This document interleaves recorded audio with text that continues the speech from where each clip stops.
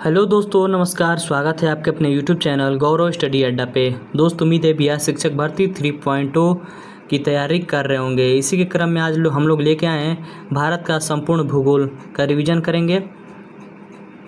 ठीक है, इसमें 7 टॉपिक रहेगा जो 10 नंबर का प्रश्न पूछता है। कौन कौन सा टॉपिक रहेगा? भारत का सामान्य परिचय पढ़ेंगे। ठीक है, भारत की नदी अपवाह तंत्र पढ़ेंगे। उसके बाद पढ़ेंगे भारत के प्रमुख झीलें पढ़ेंगे।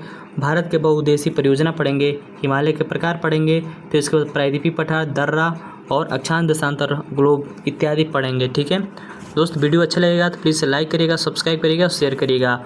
और इसके PDF चाहिए तो टारगेट रखते हैं 1000 लाइक का। जैसे ही होगा टेलीग्राम ग्रुप में फ्री ऑफ कॉस्ट डाल दिया जाएगा। तो आइए शुरू करते हैं।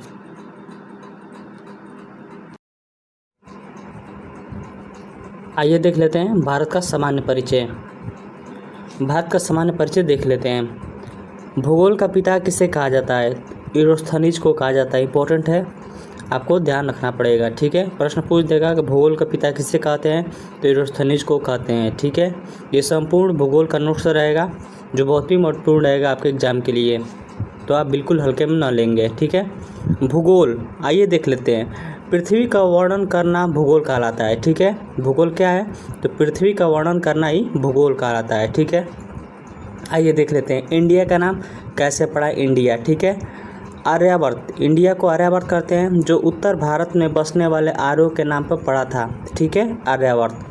भारत की बात करते हैं, भारत नाम कैसे पड़ा? तो आर्यों के शक्तिशाली राजा भरत के नाम पे हमारे देश का नाम भारत पड़ा। ठीक है, ध्यान में रखिएगा। और यूनानियों द्वारा इसे इंडिया दिया गया नाम। ठीक है, और जम्बूद्वीप में पुराणों, जम्बूद्वीप जो है नाम जो है पुराणों में इसका वर्णन है। ठीक है, वही बात कर लेते हैं हिंदुस्तान नाम कैसे पड़ा? तो हिंदुस्तान नाम जो है ईरानियों के द्वारा दिया गया था, हिंदुस्तान नाम। ठीक है, आइए अगला देख लेते हैं। सर्वप्रथम किस देश के निवासी ने भारत को हिंदुस्तान की संज्ञा से प्रदान किया था? ठीक है, ईरानियों द्वारा दिया गया था, जिसे हम पारसी बोलते हैं। इंपॉर्टेंट प्रश्न है, ध्यान में रखिएगा। बौद्ध काल में भारतवर्ष की संज्ञा के लोकप्रिय था किसके लिए? जम्बूद्वीप के लिए। भारत की प्राकृतिक अवस्थिति है हिंद महासागर के उत्तर में स्थित है। हिंद महासागर के उत्तर में स्थित है, ध्यान में रखिएगा। आइए देख लेते हैं फिगर के माध्यम से। देखिए ये हम लोग का भारत का चित्र है और नीचे आपका हिंद महासागर है। हिंद महासागर के किधर स्थित है? उत्तर में स्थित है। देखिए ये पूरब हो गया, ये पूरब, पश्चिम, ऊपर उत्तर और नीचे दक्षिण। तो हिंद महासागर के उत्तर में स्थित है भारत हमारा। ठीक है, ध्यान में रखिएगा। देख लेते हैं भारत की जो है पूर्व से पश्चिम की ओर लंबाई कितनी है? 2933 किलोमीटर है। इंपॉर्टेंट है, ध्यान में रखिएगा। ठीक है, पूरब से पश्चिम की ओर लंबाई कितनी है? 2933 किलोमीटर। और उत्तर से दक्षिण की तरफ, ठीक है, जम्मू कश्मीर से लेकर कन्याकुमारी तक जो है इसकी लंबाई कितनी है? 3214 किलोमीटर है। आप ध्यान में रखिएगा। ठीक है, इसके साथ ले लीजिए, इंपॉर्टेंट है। अगर आपसे प्रश्न पूछ देगा कि उत्तर से पश्चिम की ओर भारत की लंबाई कितनी है, तो क्या कहेंगे? 2933 किलोमीटर। ठीक है, और वही आपसे पूछ दे कि उत्तर से दक्षिण की तरफ कितनी लंबाई है, तो 3214 किलोमीटर है। ठीक है, ध्यान में रखिएगा। आइए आगे देख लेते हैं। बंगाल की खाड़ी में अंडमान निकोबार द्वीप समूह 572 द्वीप है। ठीक है, बंगाल की खाड़ी में अंडमान निकोबार द्वीप समूह के 572 द्वीप समूह है। ठीक है, आइए चित्र के माध्यम से देख लेते हैं। देखिए ये हम लोग का भारत है और यहीं आप लोग क्या है? अंडमान निकोबार है। छोटे छोटे द्वीप है। तो कुल कितने द्वीप है? तो 572 द्वीप है अंडमान निकोबार द्वीप के। ठीक है, ध्यान में रखिएगा। और अरब सागर लक्षद्वीप के कुल 36 द्वीप है। ठीक है, ये देखिए आपका पश्चिम में क्या है? आपका अरब सागर है। अरब सागर में कितने द्वीप है? छोटे छोटे, तो 36 द्वीप है लक्षद्वीप के। ठीक है, ध्यान में रखिएगा। आगे देख लेते हैं। आगे हम लोग पढ़ेंगे विस्तृत तरीके से। आइए देख लेते हैं ग्लोब के बारे में थोड़ा सा हम लोग पढ़ लेते हैं। ग्लोब जो है 70.8% भाग जल है। ठीक है, पृथ्वी पर, जिसमें 29.2% भाग स्थल है। ध्यान में रखिएगा। ठीक है, देखिए ये हम लोग का ग्लोब है। ठीक है, जो बीच से रेखा जाती है इसे जो हम लोग भूमध्य रेखा कहते हैं, इसी को हम लोग इक्वेटर कहते हैं। ठीक है, भूमध्य रेखा कहते हैं और विषुवत रेखा भी इसी को कहते हैं। ठीक है, और ये भूमध्य रेखा के ऊपरी भाग को उत्तरी गोलार्ध और भूमध्य रेखा के निचली भाग को जो है दक्षिणी गोलार्ध कहते हैं। इंपॉर्टेंट है, ध्यान में रखिएगा। देखिए इसको जो है बीच से भूमध्य रेखा है, उसके ऊपर जो है उत्तरी गोलार्ध और नीचे है दक्षिणी गोलार्ध, ठीक है। उत्तरी गोलार्ध को हम लोग 60% भाग स्थल है, ठीक है। उत्तरी गोलार्ध में 60% भाग स्थल है, जिसे हम लोग स्थलीय गोलार्ध भी कहते हैं। इंपॉर्टेंट है, ध्यान में रखिएगा, ठीक है। महत्वपूर्ण फैक्ट बन रहा है। और नीचे जो है 81% जल है दक्षिणी गोलार्ध में, जिसे हम लोग जलीय गोलार्ध या जलीय गोलार्ध कहते हैं, ठीक है। इंपॉर्टेंट है, ध्यान में रखिएगा। आइए फैक्ट देख लेते हैं इसके। देखिए उत्तरी गोलार्ध में स्थलों की प्रधानता ज़्यादा है, इसलिए इसे स्थलीय गोलार्ध भी कहते हैं। आपको बताए थे, ठीक है, ध्यान रखिएगा। इसे ग्लोब में लगभग 60% भाग स्थलीय है, ठीक है, उत्तरी गोलार्ध में। और वहीं दक्षिणी गोलार्ध की बात करें हम लोग तो 81% जो है जल भाग जो है जल से स्थित है, इसलिए इसे जलीय द्वीप कहते हैं, ठीक है, ध्यान में रखिएगा, जलीय गोलार्ध कहते हैं। आइए देख लेते हैं भारत की स्थिति कहाँ है ग्लोब में, ठीक है। तो भारत जो है उत्तर पूर्वी गोलार्ध में स्थित है। आइए फिगर में देख लेते हैं। देखिए एक तरह से हम लोग का ये ग्लोब है, ग्लोब ये भूमध्य रेखा है, ठीक है। और देखिए ये उत्तर से दक्षिण तरफ रेखा खींचा गया है, तो हम लोग का भारत यहाँ स्थित है। तो किस दिशा में स्थित है, तो ये जगह पूरब और उत्तर पूर्व में स्थित है, ठीक है, ध्यान में रखिएगा, उत्तर और पूर्व के बीच में स्थित है। तो आपसे प्रश्न पूछ देगा कि भारत जो है किस गोलार्ध में स्थित है, तो आपको ट्रिक करना पड़ेगा, उत्तरी पूर्वी गोलार्ध में स्थित है। दोस्त वीडियो अच्छी लगी रही हो तो प्लीज़ लाइक सब्सक्राइब शेयर जरूर करिएगा, ठीक है। आगे देख लेते हैं। क्षेत्रफल की दृष्टि से विश्व का 7वां बड़ा देश है, ठीक है। सबसे बड़ा देश कौन सा है हमें कमेंट बॉक्स में बताइएगा। और भारत जो है विश्व का 7वां सबसे बड़ा देश है क्षेत्रफल की दृष्टि से, ठीक है। भारत पृथ्वी का लगभग 2.4% भाग घिरे हुए है, ठीक है। और भारत का आकार चतुष्कोणीय है, पूछ देगा भारत का आकार कैसी है, तो चतुष्कोणीय है, ठीक है।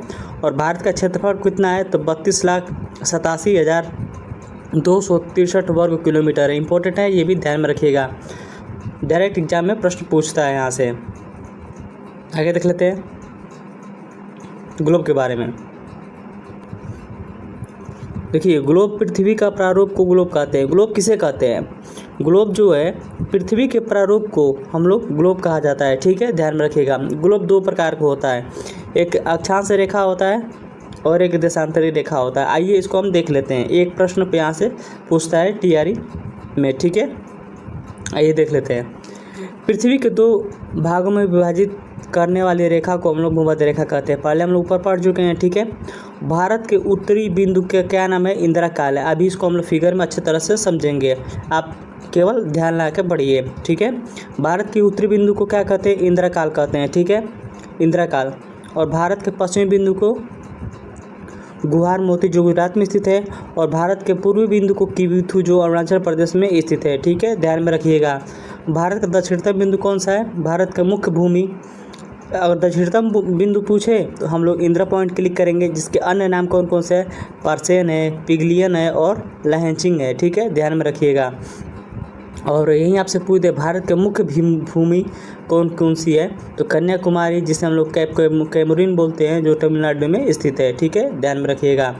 आगे चलते हैं, आगे यहाँ पे देखना पड़ेगा फिगर में, ठीक है, तो आप समझ में आ जाएगा। देखिए भारत का उत्तरी बिंदु सबसे पूछे तो कौन सा है, इंदिरा काल है, जो यहाँ पे 37 डिग्री और 6 मिनट पर स्थित है, ठीक है, ध्यान में रखिएगा, 37 डिग्री 6 मिनट पर स्थित है इंदिरा काल, ठीक है। वही आपसे दक्षिणतम बिंदु पूछे तो देखिए ये मुख्य भूमि पूछ रहा है आपसे, यहाँ देखिए कन्याकुमारी स्थित है, जो 8 डिग्री और 4 मिनट में स्थित है मुख्य भूमि, जिसे कन्याकुमारी कहते हैं। वही आपसे पूछ दे कि भारत के दक्षिणतम बिंदु कौन सा है, सबसे दक्षिणतम जो अंडमान निकोबार द्वीप समूह में स्थित है, पिगमिलियन पॉइंट जिसे हम लोग कहते हैं, ठीक है। ये कहाँ स्थित है, 6 डिग्री 4 मिनट पर स्थित है, ठीक है, ध्यान में रखिएगा। वही आपसे पूछ दे कि भारत का सबसे पूर्वी छोर कौन सा है, किबुथु है, कहाँ स्थित है, अरुणाचल प्रदेश में स्थित है, ध्यान में रखिएगा यहाँ पे, ठीक। और वही आपसे पश्चिम पूछ दे तो आपका कहाँ स्थित है, मोती गुहार मोती जो कहाँ स्थित है, गुजरात में स्थित है, इंपॉर्टेंट है, ध्यान में रखिएगा। आगे देख लेते हैं भारत का अक्षांशीय विस्तार कितना है, ठीक है, 61 मिनट और 61 माफ़ करेंगे, कितना है, 6 डिग्री 4 मिनट उत्तरी अक्षांश, या हम लोग कह सकते हैं 8 डिग्री 4 मिनट उत्तरी अक्षांश से लेके 37 डिग्री 6 6 मिनट उत्तरी अक्षांश तक भारत का अक्षांशीय विस्तार है। देख लीजिए हम लोग, ठीक है। भारत का देशांतरी विस्तार देख लेते हैं हम लोग। तो 68 डिग्री 7 मिनट से पूर्वी देशांतर से लेकर 97 डिग्री 25 मिनट पूर्वी देशांतर तक भारत का देशांतरी विस्तार है। अब ध्यान में रखिएगा, ठीक है। आइए देख लेते हैं। भारत जो है उष्ण उपोष्ण कटिबंध में स्थित है, ठीक है। इंपॉर्टेंट प्रश्न है, इसको ध्यान में रखिएगा। पूछ देगा भारत किस प्रदेश का क्षेत्र है, तो भारत जो है उष्ण शीतोष्ण कटिबंध प्रदेश का क्षेत्र है। ध्यान में रखना पड़ेगा, ठीक है। आइए देख लेते हैं कर्क रेखा के बारे में। कर्क रेखा जो है भारत के किन किन राज्यों से होकर गुजरती है। इंपॉर्टेंट प्रश्न है, एग्जाम में प्रश्न पूछता है यहाँ से, ठीक है। आइए देख लेते हैं। इसके पहले दोस्त, अगर वीडियो अच्छी लग रही हो तो प्लीज़ लाइक करिएगा, सब्सक्राइब करिएगा और शेयर करिएगा। जी हाँ, अगर आपका जो है इस जो है क्लास का PDF चाहिए, संपूर्ण PDF, आप हमें जो है 1000 लाइक का एम रखा गया है। अगर आप पूरा कर लेंगे तो आपको टेलीग्राम में फ्री डाल दिया जाएगा, ठीक है। तो जल्दी से जल्दी आप लोग अपने दोस्तों को शेयर करें। आइए देखते हैं कर्क रेखा के बारे में। कर्क रेखा भारत के 8 राज्यों से होकर जाती है। इंपॉर्टेंट है, सभी लोग को पता है कर्क रेखा 8 राज्यों से होकर जाती है, ठीक है। आइए कौन कौन से राज्य देख लेते हैं। पहला है गुजरात, दूसरा है राजस्थान, तीसरा है मध्य प्रदेश और चौथा है छत्तीसगढ़। सातवां कह रहे हैं झारखंड है, फिर उसके बाद पश्चिम बंगाल है, फिर उसके बाद त्रिपुरा है, फिर मिजोरम है, ठीक है। ध्यान में रखिएगा, इंपॉर्टेंट है, इसको ध्यान में रखना पड़ेगा, ठीक है। आइए आगे देख लेते हैं। कर्क रेखा सबसे लंबी कहाँ पे है, तो मध्य प्रदेश में। सबसे ज़्यादा लंबाई कर्क रेखा कहाँ है, मध्य प्रदेश में। कर्क रेखा की सबसे छोटी लंबाई कहाँ बनाती है, तो राजस्थान बनाती है। सबसे छोटी सीमा बनाती है आपका राजस्थान में और सबसे बड़ी बनाती है मध्य प्रदेश में। कर्क रेखा के बीचों बीच में स्थित राजधानी कौन सा है, रांची, झारखंड स्टेट। इंपॉर्टेंट है, ध्यान में रखिएगा, ठीक है, परीक्षा की दृष्टि से। कर्क रेखा के बीचों बीच में स्थित राजधानी कौन सी है, मात्र एक रांची है जो झारखंड की है, ठीक है। झारखंड राज्य की राजधानी है। आइए देख लेते हैं। देखिए ये आपका कर्क रेखा है जो भारत के 8 राज्यों से होकर गुजरता है, ठीक है। ये 23.5 डिग्री पर स्थित है, ठीक है, ध्यान में रखेंगे आप। सबसे ज़्यादा जो है मध्य प्रदेश में और सबसे कम राजस्थान में, और बीचों बीच से निकलती है तो झारखंड की राजधानी रांची से, ठीक है। आगे देख लेते हैं।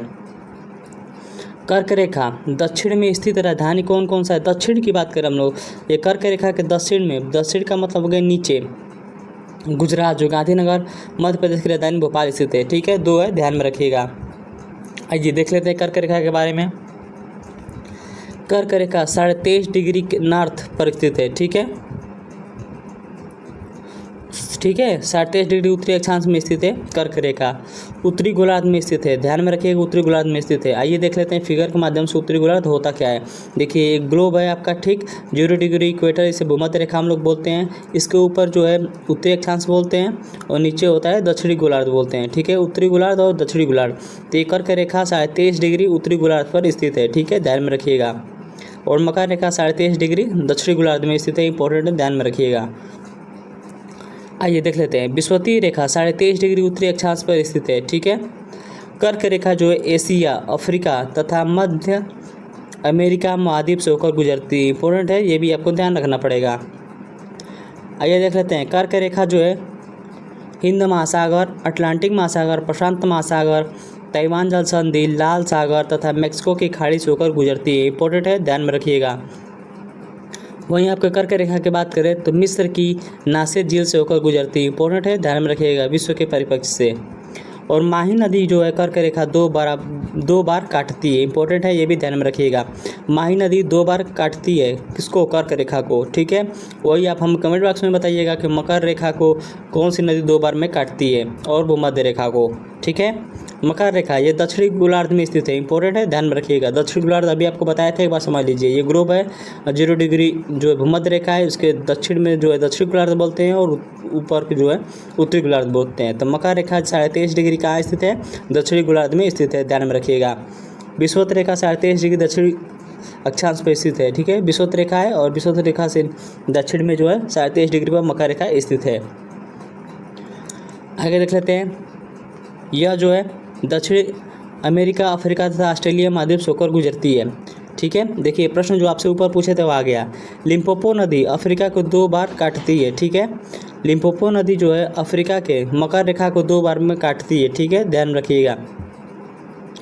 आइए भारत के परिप्रेक्ष्य में आ जाते हैं। भारत के परिप्रेक्ष्य में 7 सिस्टर इंपॉर्टेंट है, आपसे पूछ देगा कि भारत के कौन सा राज्य 7 सिस्टर्स में शामिल नहीं है, तो आपको समझना पड़ेगा कि 7 सिस्टर्स है क्या। आइए इसको देख लेते हैं। भारत के पूर्ववर्ती जो क्षेत्र है, ठीक है, उसमें जो है 7 राज्य शामिल किया गया है, इस प्रकार है। आइए देख लेते हैं। पहला इसमें रहेगा असम, दूसरा रहेगा अरुणाचल प्रदेश, तीसरा रहेगा मेघालय, चौथा रहेगा मणिपुर, पांचवा रहेगा मिजोरम, छठवा रहेगा जो है नागालैंड और सातवां रहेगा त्रिपुरा। 7 सिस्टर्स ये हैं जिसका हम लोग ट्रिक बनाए हैं AAMMMNT, ठीक है, ध्यान में रखिएगा। आइए देख लेते हैं 7 सिस्टर में कौन सा शामिल नहीं है। इंपॉर्टेंट प्रश्न पूछ देगा आपसे कि 7 सिस्टर में कौन सा शामिल नहीं है राज्य, तो आपको ट्रिक करना पड़ेगा सिक्किम, ठीक है, क्योंकि ये एग्जाम में देता है, ठीक है। सिक्किम जो है 7 सिस्टर में शामिल नहीं है, आप ध्यान में रखिएगा। आइए देख लेते हैं भारत के कुल तटीय राज्य। भारत के कुल कितने तटीय राज्य हैं, कुल कितने हैं, कुल जो है 9 राज्य हैं, ठीक है। आइए इसको देख लेते हैं कौन कौन सा है। देखिए ये भारत का तटीय राज्य है, ठीक है, तटीय राज्य है। इसमें देख लेते हैं कौन कौन सा राज्य जो है शामिल है। गुजरात, गुजरात जो यहाँ है जी से गुजरात प्रदर्शित किया गया है। महाराष्ट्र, गोवा, कर्नाटक, केरल, तमिलनाडु, आंध्र प्रदेश, उड़ीसा और पश्चिम बंगाल, ठीक है। गोवा हो गया आपका, महाराष्ट्र हो गया आपका होगा गोवा, गुजरात, महाराष्ट्र, कर्नाटक, केरल, ठीक है। ये इधर 5 है, आपको ध्यान रखना पड़ेगा। और उसके बाद कौन कौन सा है, तमिलनाडु, आंध्र प्रदेश, उड़ीसा और पश्चिम बंगाल। इंपॉर्टेंट है, ध्यान रखिएगा।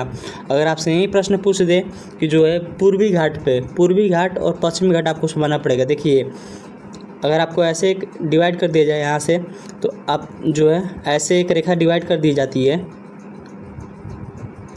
ठीक है, तो जो है पूरब साइड की तरफ, पूरब, ये पूरब साइड हो गया और ये पश्चिमी साइड हो गया, तो जिसको हम लोग पूर्वी घाट बोलते हैं, इसको हम पश्चिमी घाट बोलते हैं। अगर पूछ दे कि पूर्वी घाट में कितने तटीय सीमा है, तो कितने हैं, 4 है। इंपॉर्टेंट है, ध्यान में रखिएगा। कौन कौन सा है, पश्चिम बंगाल, उड़ीसा, आंध्र प्रदेश और तमिलनाडु। और वही आपसे पश्चिमी पूछ दे, पश्चिमी घाट में, तो 5 है। कौन कौन सा है, गुजरात, महाराष्ट्र, गोवा, केरल और कर्नाटक है। इंपॉर्टेंट है, ध्यान में रखिएगा, ठीक है। आगे देख लेते हैं इनके भारत के मुख्य भूमि के तटीय सीमा की एवं लंबाई की कितनी है। देखिए भारत के मुख्य भूमि की तटीय सीमा की लंबाई कितनी है, 108 किलोमीटर। इंपॉर्टेंट है, ध्यान रखिएगा। ये जो है भारत के मुख्य भूमि की जो है सीमा कितनी, 61 किलोमीटर। देखिए इतना तो रटना ही पड़ेगा दोस्त। भारत की द्वीप सहित तटीय सीमा की लंबाई कितनी है। अगर आपसे पूछ दे पूरा द्वीप के साथ कितना है, तो कितना हो जाएगा आपका 7516.6 किलोमीटर। इंपॉर्टेंट है, इसको ध्यान में रखिए आप पड़ेगा, ठीक है। और भारत के स्थलीय सीमा की लंबाई कितनी है, स्थल सीमा की लंबाई कितनी है, तो 15,106.7 किलोमीटर। इंपॉर्टेंट है, ध्यान रखना पड़ेगा, तीनों आपको रटना पड़ेगा, ठीक है। आइए देख लेते हैं भारत के सबसे बड़े तटीय राज्य क्रमशः कौन कौन से हैं। सबसे बड़े तटीय राज्य, ठीक है, गुजरात है, कितना है, 1214.70 किलोमीटर है, ठीक है। उसके बाद आंध्र प्रदेश आता है, तमिलनाडु आता है, महाराष्ट्र आता है और केरल आता है। यही आपसे पूछेगा, आपसे ये कभी नहीं पूछेगा कौन कितने किलोमीटर का है, ठीक है, आप ध्यान में रखिएगा। कौन कौन से राज्य है, गुजरात, आंध्र प्रदेश, तमिलनाडु, महाराष्ट्र और केरल, ठीक है। उसके बाद कर्नाटक आएगा, गोवा दमन द्वीप आएगा, अंडमान निकोबार द्वीप आएगा, पुडुचेरी लक्षद्वीप और उसके बाद कुल 30 आ जाएगा, ठीक है। आगे देख लेते हैं।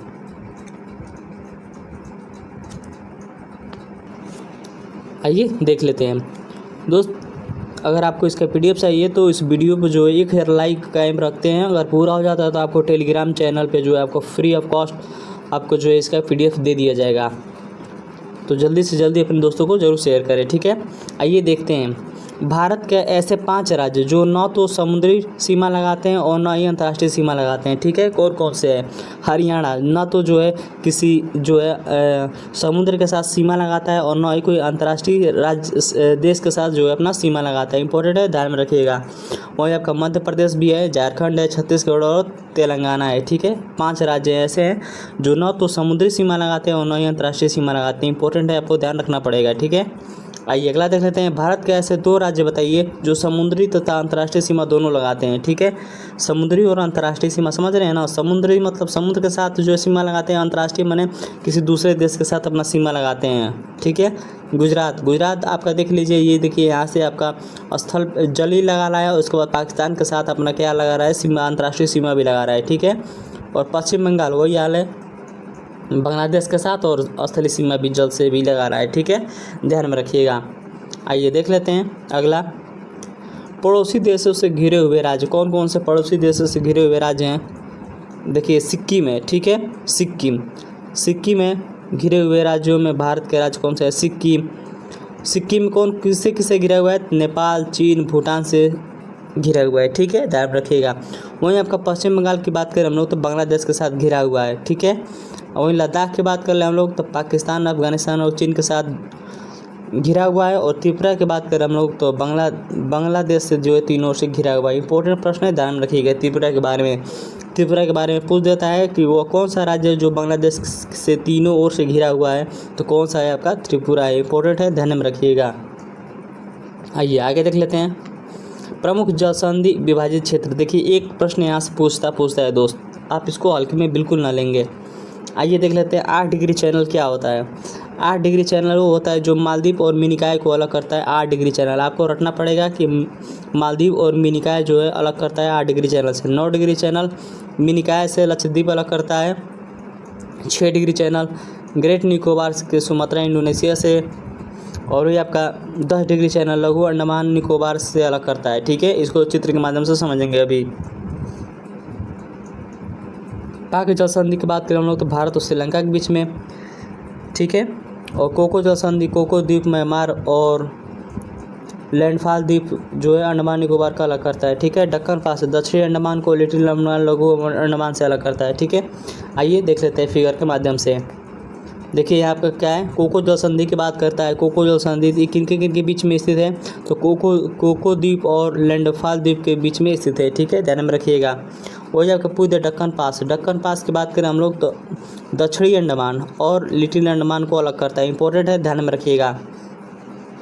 देखिए जो ऊपर पड़े उसी का हम लोग फिगर के साथ देख रहे हैं। दक्कन पास आपके पूछ दे तो दक्षिणी अंडमान और लिटिल अंडमान को अलग करता है, ठीक है। देखिए ये अलग कर रहा है, ठीक है। और वही आपसे पूछ दे 10 डिग्री चैनल, तो 10 डिग्री ये चैनल है। देखिए किसको अलग कर रहा है, तो लिटिल जिसे हम लोग लघु अंडमान भी कहते हैं और कार निकोबार को अलग कर रहा है, ठीक है, ध्यान में रखिएगा। आगे देख सकते हैं 6 डिग्री चैनल। 6 डिग्री की बात करते हैं हम लोग तो ग्रेट निकोबार को जो है सुमात्रा इंडोनेशिया से अलग करता है, ठीक है, ध्यान में रखिएगा। वही आपसे पूछ 9 डिग्री चैनल। 9 डिग्री चैनल की बात करें हम लोग, ये देखिए 9 डिग्री चैनल है जिसे हम लोग क्या करता है, लक्षद्वीप कवरती से मिनिकॉय को अलग करता है, ठीक है। जिसे दूसरा बड़ा द्वीप है एंथ्रास और दूसरा सबसे बड़ी द्वीप कौन से है, मिनिकॉय, ठीक है। 8 डिग्री चैनल की बात करें हम लोग, 8 डिग्री ये चैनल देखिए मिनिकॉय को मालदीव से अलग करता है, ठीक है, इंपॉर्टेंट है, ध्यान में रखिएगा। फिगर के माध्यम से भी हम लोग समझ लिए हैं। आइए देख लेते हैं भारत के पड़ोसी देश, कौन कौन से पड़ोसी देश हैं भारत के। 1 नंबर का प्रश्न यहाँ से बनता है।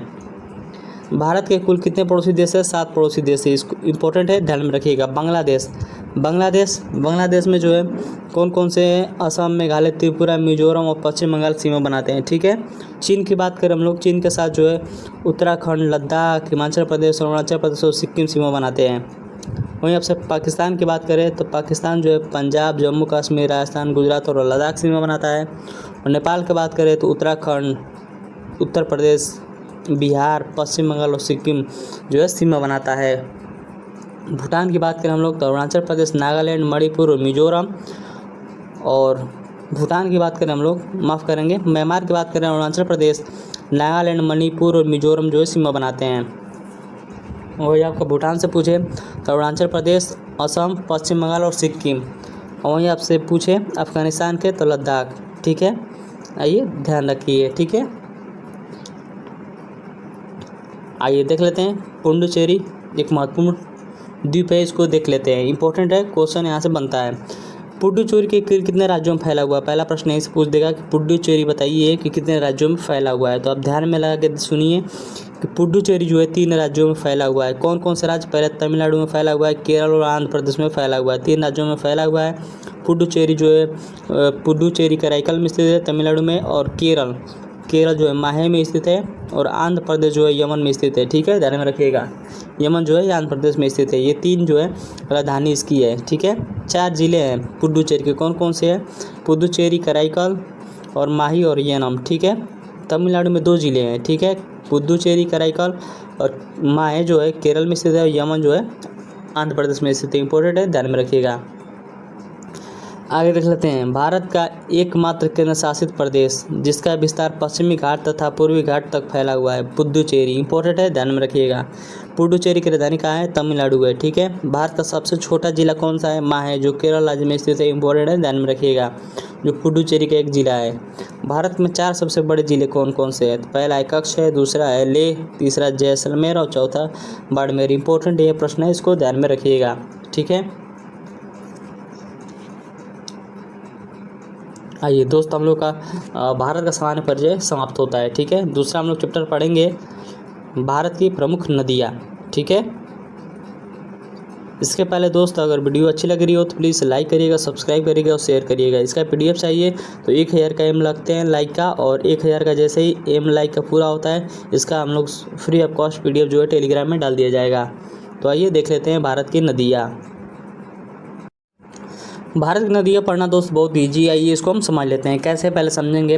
देखिए, भारत की नदी पढ़ने के लिए हम लोग 3 तरह से पढ़ सकते हैं। देखिए, जो उत्तर भारत की नदी है, उत्तर भारत क्या होता है? देखिए, ये भारत का हम लोग फिगर एक छोटा सा बना देना है, ठीक है। ये हम लोग ऐसे ऐसे फिगर बना देना है, भारत ये समझ लेते हैं, ठीक है। तो उत्तर भारत की नदी आती है, ये यहाँ की जो है उत्तर भारत की नदियाँ होती है, ठीक है। और प्रायद्वीपीय भारत की नदी है। प्रायद्वीपीय क्या होता है? देखिए, यहाँ से लेकर यहाँ तक जो है नीचे जो V आकार का है उसे प्रायद्वीपीय भारत की नदियाँ कहते हैं, ठीक है। 2 तरह से हम लोग पढ़ सकते हैं, एक उत्तर भारत की नदियाँ, दूसरी प्रायद्वीपीय भारत की नदियाँ पढ़ सकते हैं, ठीक है। वही हम लोग देख लेते हैं, उत्तरी प्रायद्वीपीय नदियाँ जो है, उत्तर भारतीय नदियाँ की बात करें यहाँ से जो, तो ये हिमालय से निकलती हैं, ठीक है। 3 नदियाँ इंपॉर्टेंट है जो हिमालय से निकलती हैं। कौन कौन से हैं? गंगा, सिंधु और ब्रह्मपुत्र निकलती हैं, ठीक है। और प्रायद्वीपीय की बात करें जो V आकार का है, इसमें 2 नदियाँ निकलती हैं, एक जो है पश्चिम बंगाल में गिरने वाली और दूसरे अरब सागर में गिरने वाली। तो आइए एक एक करके इसको हम लोग देख लेते हैं।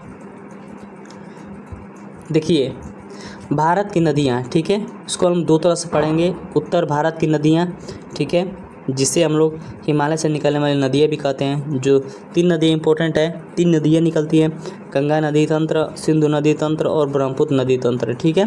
तंत्र का मतलब होता है कि नदी तो बहती है और आसपास के जो है छोटे मोटे जो है नदी रहती है उससे आपस में मिलाकर चलती है, उसे तंत्र बोलते हैं, ठीक है। अपने साथ नदियाँ लेके चलती हैं, इसे तंत्र बोलते हैं। प्रायद्वीपीय भारत की नदियाँ की बात करें तो 2 तरह से पढ़ेंगे, एक अरब सागर में जल जो गिरने वाली नदियाँ रहती हैं और दूसरा बंगाल के खाड़ी में गिरने वाली नदियाँ है।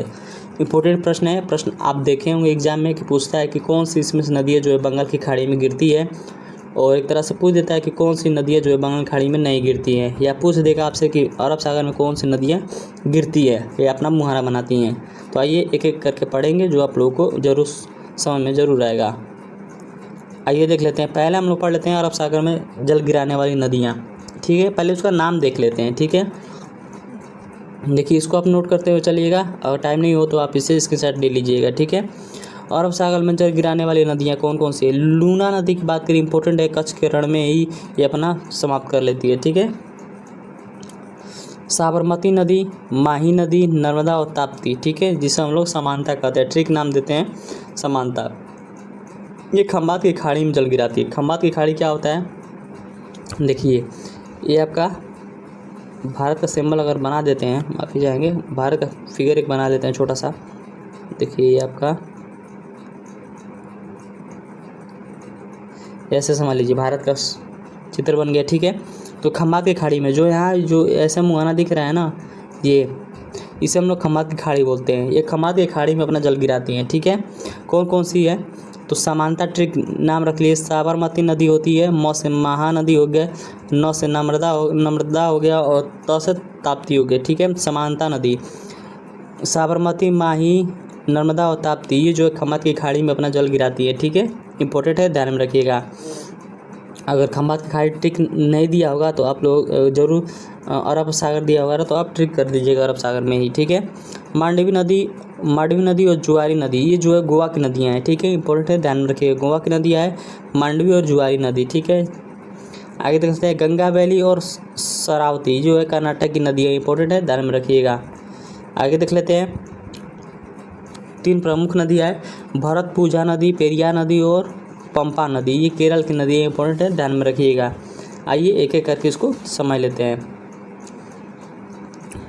ठीक है, हम लोग अरब सागर देख लिए। आइए इसके बाद बंगाल की खाड़ी में जल गिराने वाली नदियों के बारे में देख लेते हैं। बंगाल की खाड़ी देखिए, ये हम लोग का हो गया भारत का प्रायद्वीपी, ठीक, भारत का प्रायद्वीपी हो गया जो है बंगाल की खाड़ी, ये आपका बंगाल की खाड़ी है, बंगाल की खाड़ी है, और ये आपका अरब सागर है। तो अरब सागर वाला ऊपर पड़े हैं, अब बंगाल की खाड़ी वाला देख लेते हैं। सुवर्ण रेखा नदी जमशेदपुर झारखंड में स्थित है, यहाँ से निकलती है और अपना मुहाना जो बंगाल की खाड़ी में गिराती है, ठीक है। वैतरणी नदी, वैतरणी, ब्राह्मणी, महानदी, गोदावरी, कृष्णा और पेरियार, ठीक है, इंपॉर्टेंट नदी है जो अपना बंगाल की खाड़ी में अपना गिराती है। कावेरी, वेंगई और मदुरई में स्थित है, अब तोनापाड़ी नदी स्थित है, ठीक है। आइए देख लेते हैं आगे। आइए देख लेते हैं गंगा नदी तंत्र, इंपॉर्टेंट है, ध्यान में रखते हैं।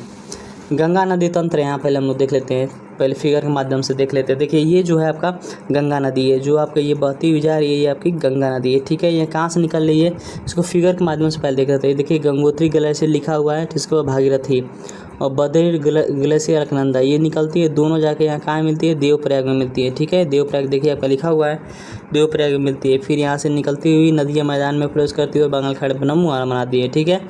तो जो है इसमें की जो है सहायक नदियाँ भी हैं, कौन सी है, यमुना है, ठीक है, यमुना एक सहायक नदी है, सबसे बड़ी सहायक नदी है गंगा की। उसके बाद आता है इधर से चंबल हो गया, सिंध हो गया, बेतवा हो गया, केन हो गया, सोन हो गया, ठीक है। ये बाएं तरफ से जो है अपना मुहाना बनाती है, माफ़ी चाहेंगे, दाएं तरफ से मुहाना बनाते हैं, दाएं तरफ से, ठीक है, दाएं तरफ से अपना मुहाना बनाती है, और ये बाएं तरफ से, ठीक है, बाएं तरफ से मुहाना बनाती है, ठीक है। और हुगली भी है, ठीक है, इंपॉर्टेंट है, ध्यान में रखिएगा। प्रश्न यहीं से पूछा गया था दोस्त TRE 3 में। हुगली नदी किसकी सहायक नदी है, तो देखिए आपकी गंगा की सहायक नदी, इंपॉर्टेंट है, ध्यान में रखिएगा। हुगली किसकी नदी है, तो गंगा की सहायक नदी है, ठीक है, ध्यान में रखिएगा। आइए देख लेते हैं बाएं तट पर स्थित नदी है, सहायक नदी कौन कौन सी है। बाएं तट से रामगंगा आती है, आपका गोमती आती है, घाघरा आती है, गंडक आती है, कोसी आती है, और आपका महानदी आती है, इंपॉर्टेंट है, ध्यान में रखिएगा।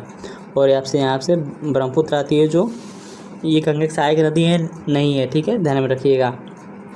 आइए देख लेते हैं यमुना की सहायक नदियाँ कौन कौन सी है, ठीक है। यमुना की सहायक नदी कौन सी है, चंबल, सिंध, बेतवा, केन। देखिए यहाँ पे देख लेते हैं फिगर में, देखिए आपका ये यमुना नदी है, जिसमें चंबल, सिंध, बेतवा, केन, ये 4 नदी है जो यमुना की सहायक नदियाँ बन रही हैं, ठीक है, इंपॉर्टेंट है, ध्यान में रखिएगा। आइए देख लेते हैं आगे। गंगा की दाएं ओर से मिलने वाली नदियाँ कौन कौन सी है, यमुना और सोन मिलती है, ठीक है। और गंगा की बाएं ओर से मिलने वाली सहायक नदी कौन सी है, रामगंगा, गोमती, घाघरा, गंडक और कोसी, इंपॉर्टेंट है, ध्यान में रखिएगा, ठीक है। आइए देख लेते हैं गंगा की नदी के किनारे स्थित शहर कौन कौन से शहर स्थित है। तो देखिए गंगा की देवप्रयाग, ऋषिकेश और हरिद्वार स्थित है। उसके बाद आगे थोड़ा सा बढ़ते हैं तो ये कानपुर स्थित है, उसके बाद प्रयागराज, फिर वाराणसी, फिर पटना, फिर आगे बढ़ती जाती है, ठीक है, इंपॉर्टेंट है, ध्यान में रखिएगा। कानपुर, प्रयागराज और वाराणसी जो है उत्तर प्रदेश में स्थित है, और बिहार आपका सभी लोग पता है पटना में स्थित है। पटना में सबसे ज़्यादा गंगा नदी की लंबाई है, पटना शहर में सबसे ज़्यादा पटना जिला जो है 99 किलोमीटर जो है इसकी अपनी सीमा बनाती है, ठीक है, ध्यान में रखिएगा। आइए गंगा नदी के बारे में देख लेते हैं, यहाँ से प्रश्न आपका बनना शुरू हो जाएगा, ठीक है। गंगा नदी का उद्गम कहाँ से होता है, उत्तराखंड के राज्य के उत्तरकाशी जिले से गोमुख के नामक स्थान से निकट गंगोत्री ग्लेशियर से निकलती है, ठीक है। गंगा नदी कहाँ से निकलती है, तो गंगोत्री ग्लेशियर से निकलती है, ठीक है। इसकी लंबाई कितनी है गंगा नदी की, 2525 किलोमीटर इसकी लंबाई है, इंपॉर्टेंट है, ध्यान में रखिएगा। वो ऐसा पूछ दे, गंगोत्री ग्लेशियर जब गंगा से नदी से निकलती है तब इसको भागीरथी के नाम से जाना जाता है, इंपॉर्टेंट है, ध्यान में रखिएगा। गंगोत्री ग्लेशियर जब गंगा नदी से निकलती है तब इसे भागीरथी के नाम से जाना जाता है, इंपॉर्टेंट है, ध्यान में रखिएगा। आइए तीसरा फैक्ट देख लेते हैं। गंगा जब अलकनंदा और भागीरथी नदी से देवप्रयाग नामक स्थान पर मिलती है तब देवप्रयाग नाम के स्थानों से गंगा नदी के नाम से जाना जाता है, ठीक है। जब अलकनंदा और भागीरथी नदी देवप्रयाग में मिलती है तब वहाँ से उसका नाम गंगा पड़ता है, ठीक है, ध्यान में रखते हैं। उसके पहले उसका गंगा नाम नहीं था। गंगा नदी मैदानी भागों में हरिद्वार से बहना शुरू करती है, ठीक है। आइए देख लेते हैं। पश्चिम बंगाल में गंगा नदी को 2 नामों से जाना जाता है। मुख्य धारा को भागीरथी के नाम से जाना जाता है और दूसरी को हुगली के नाम से जाना जाता है, जो पश्चिम बंगाल फरक्का नाम से भी स्थित है, ठीक है, ध्यान में रखिएगा। पर गंगा की 2 शाखाओं में विभाजित हो जाती है, ठीक है। गंगा 5 राज्यों से होकर बहती है। कौन कौन से? उत्तराखंड, उत्तर प्रदेश, बिहार, झारखंड और पश्चिम बंगाल। ठीक है, ध्यान में रखिएगा। प्रश्न पूछ देगा आपसे कि गंगा नदी किस राज्यों से नहीं बहती है। इसमें आपको झारखंड को ध्यान देना पड़ेगा क्योंकि बहुत कम जो है झारखंड में बहती है। ठीक है, यूपी से बहती है, बिहार से बहती है, उत्तराखंड, झारखंड और पश्चिम बंगाल से बहती है। ठीक है, गंगा का अपवाह क्षेत्र कितना है? तो 8,61,404 वर्ग स्क्वायर किलोमीटर है। ठीक है, और गंगा नदी की लंबाई कितनी है? 2525 किलोमीटर। इंपॉर्टेंट फैक्ट था, ध्यान में रखिएगा गंगा के बारे में। आइए देख लेते हैं गंगा की असहायक नदी कौन सी है। देखिए असहायक नदी कौन कौन सी है? हुबली है। ठीक है, ध्यान में रखिएगा। प्रश्न पूछा गया था TRE 3 में। गंगा की सबसे पहली सहायक नदी कौन सी है? रामगंगा नदी है। ठीक है, गंगा की सबसे लंबी सहायक नदी कौन सी है? यमुना है। ठीक है, और गंगा के बाएं तट पर स्थित अंतिम सहायक नदी कौन सी है? महानदी। और गंगा के राष्ट्रीय नदी का दर्जा कब दिया गया था? 4 नवंबर 2008 को। इंपॉर्टेंट है, ध्यान में रखिएगा। आइए देख लेते हैं गंगा की सहायक नदियों का संगम कौन कौन सा संगम है। ठीक है, आइए देख लेते हैं। रामगंगा पे जो है कन्नौज में रामगंगा मिलती है, यूपी में। ठीक है, यमुना प्रयागराज में गंगा से मिलती है। ठीक है, गोमती जो है गाजीपुर में मिलती है गंगा से। घाघरा जो है छपरा में मिलती है, बिहार जो स्थित है। सोन नदी पटना में मिलती है गंगा से, बिहार में स्थित है। गंडक जो है हाजीपुर में मिलती है गंगा से, जो है बिहार में ये भी स्थित है। कोसी नदी भागलपुर में मिलती है गंगा से, ये भी बिहार में स्थित है। ठीक है, महानदी जो मालदा में मिलती है, जो पश्चिम बंगाल में इंपॉर्टेंट है, ध्यान में रखिएगा। बिहार के परिपथ से ये 4 नदियाँ इंपॉर्टेंट है, ध्यान में रखिएगा। ठीक है, घाघरा, सोन, गंडक, कोसी, महानदी। ठीक है, आइए देख लेते हैं। आइए गंगा पढ़ लिए, अब हम लोग पढ़ते हैं ब्रह्मपुत्र नदी। ब्रह्मपुत्र नदी का योग पहले इसको देख लेते हैं फिगर के माध्यम से। देखिए गंगा नदी की उत्पत्ति जो होती है मांगचुंग ग्लेशियर से निकलती है और धीरे धीरे तिब्बत में सांगपो के नाम से जाना जाता है, यहाँ से निकलती है। नामचा बरवा पर्वत से ये भारत में प्रवेश करती है। ठीक है, इस दिबांग असम होते हुए फिर यहाँ से आती है, फिर आके यहाँ अपना मुहाना बना देती है। ठीक है, इसकी जो है दिबांग नदी, लोहित, भूपन हजारी पुल यहीं स्थित है। इसी नदी पे बोमबिला ब्रिज स्थित है। ठीक है, माजुली द्वीप भी इसी में स्थित है। धनसिरी और काम्पिल नदी भी स्थित है। ठीक है, ध्यान में रखिएगा, इंपॉर्टेंट है, ध्यान में रखिएगा। आइए इसको समझ लेते हैं एक बार। ठीक है, तिब्बत में इसे सांगपो के नाम जानते हैं। भारलुंग सांगपो के नाम से जाना जाता है, ब्रह्मपुत्र नदी को कहते हैं। ठीक है, उत्तराखंड में इसे दियांग, अरुणाचल प्रदेश में इसे दियांग के नाम से जाना जाता है और असम में ब्रह्मपुत्र के नाम से इसे जाना जाता है। बांग्लादेश में इसे जमुना के नाम से जाना जाता है। ब्रह्मपुत्र नदी की उद्गम कहाँ से होता है? ठीक है, पर्वत श्रेणी की बात करें हम लोग तो कैलाश पर्वत श्रेणी से इसका उत्पत्ति होता है। और ग्लेशियर पूछ दे आपसे तो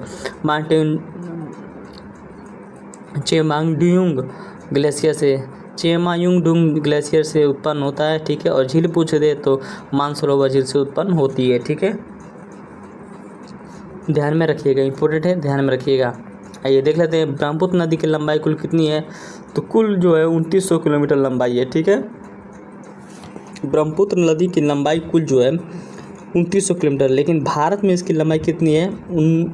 916 किलोमीटर है। इंपॉर्टेंट है, ध्यान में रखिएगा। गंगा को बांग्लादेश में पद्मा के नाम से जाना जाता है और ब्रह्मपुत्र को बांग्लादेश में जमुना के नाम से जाना जाता है। इन दोनों के धाराओं को जो है मेघना के नाम से जाना जाता है। इंपॉर्टेंट है दोस्त, वीडियो अच्छी लग रही हो तो आप के अपने YouTube चैनल गौरव स्टडी अड्डा को जरूर सब्सक्राइब करें और इसका PDF फ्री ऑफ कॉस्ट चाहिए तो इसका एम रखते हैं 1000 लाइक का। और जैसे ही लाइक आएगा, जैसे ही आप लोगों का फ्री ऑफ कॉस्ट आपको जो है PDF टेलीग्राम पे डाल दिया जाएगा। ठीक है, डिस्क्रिप्शन में टेलीग्राम का लिंक दिया हुआ है, आप जाकर वहाँ से ज्वाइन कर लीजिएगा। आइए देखते हैं ब्रह्मपुत्र सबसे लंबी सहायक नदी कौन सी है? सुबनसिरी। इंपॉर्टेंट है, ध्यान में रखिएगा। आपको तो पढ़ना पड़ेगा दोस्त कि ब्रह्मपुत्र की सबसे लंबी सहायक नदी कौन सी है? सुबनसिरी नदी है। धनसिरी की बात करें हमने, लौसंग पर्वत से एक चोटी से निकलती है जो नालागढ़ में स्थित है। ठीक है, आगे देख लेते हैं। मानस झील ये तिब्बत हिमालयन से निकलती है। संकोसी नदी ये उत्तरी भूटान से निकलती है। तीस्ता नदी सिक्किम की चोलामू झील से निकलती है। ठीक है, ब्रह्मपुत्र नदी के बाएं तट पर सहायक नदी। इंपॉर्टेंट है, ध्यान में रखिएगा। देखिए नदी जिस तरह से बहती हुई आती है, जैसे इधर से बहती हुई आ रही है। ठीक है, तो इधर आपका हो जाएगा बाएं और इधर होगा दाएं। ठीक है, तो आइए देखते हैं बाएं तट पर स्थित। बाएं तट पे कौन से? दिबांग, लोहित, बूढ़ी दिहांग, धनसिरी और कामपिल। इंपॉर्टेंट है, ध्यान में रखिएगा। इसमें सारे से इसमें एक इम्पोर्टेंट नदी है, कौन कौन सी है? धनसिरी और लोहित नदी और दिबांग, ये 3 नदी इंपॉर्टेंट है, ध्यान में रखिएगा। जो आपसे पूछ देगा, देखिए प्रश्न ऐसे पूछेगा कि इनमें से कौन सा ब्रह्मपुत्र की सहायक नदियां हैं, तो आपको याद करना पड़ेगा, ठीक है। आइए देख लेते हैं। ब्रह्मपुत्र के दाएं तट पर स्थित सहायक नदी है, देखिए इंपॉर्टेंट है। सुमनसिरी इंपॉर्टेंट है, रंगा नदी, जो भरेली, पुंथी, मानस इंपॉर्टेंट है, संकोश ये भी इंपॉर्टेंट है, और तीस्ता, ये 4 नदी इंपॉर्टेंट है, इसको भी ध्यान में रखिएगा। ब्रह्मपुत्र नदी के किनारे स्थित शहर कौन कौन सा है? डिब्रूगढ़ और गुवाहाटी है, ठीक है, ध्यान में रखिएगा, इंपॉर्टेंट है। आइए देख लेते हैं सिंधु नदी तंत्र, ठीक है। सिंधु नदी तंत्र के बारे में देख लेते हैं। सिंधु नदी को एक बार फिगर से समझ लेते हैं। देखिए हम लोग का जम्मू कश्मीर का ये फिगर दिख रहा है आपका, यहाँ से ऐसे दिख रहा है, ठीक है। उसके बाद जो है अभी यहाँ पे कैलाश के मानसरोवर झील है, यहीं से आपका अभी जो है सिंधु नदी निकलती है, ठीक है, निकलेगी और दमचौक से प्रवेश करेगी भारत में, ठीक है। और भारत में रोहताक दर्रा से होते हुए ये आपका इधर बहते हुए पाकिस्तान में चली जाएगी, ठीक है। तो आइए इसके बारे में हम लोग देख लेते हैं।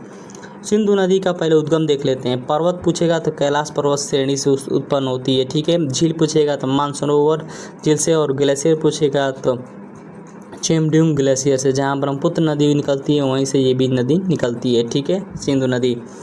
आइए देख लेते हैं इसका फैक्ट। सिंधु नदी किस पर्वत श्रेणी से काटती है? तो ये लद्दाख रेंज को काटती हुई प्रवेश करती है, ठीक है।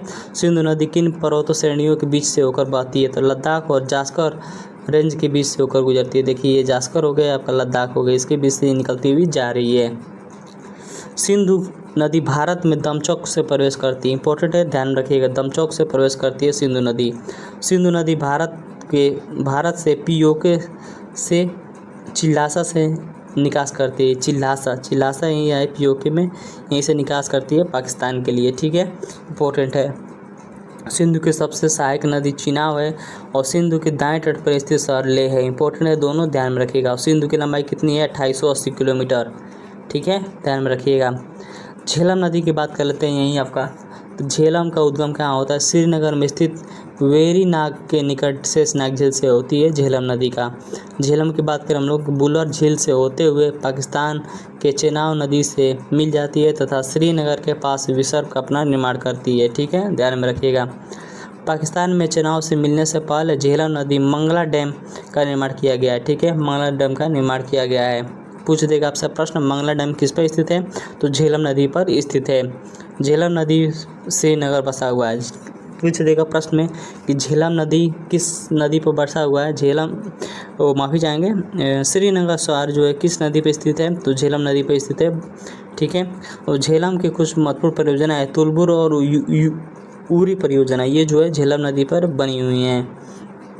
आगे देख लेते हैं चेनाब नदी के बारे में बात कर लेते हैं।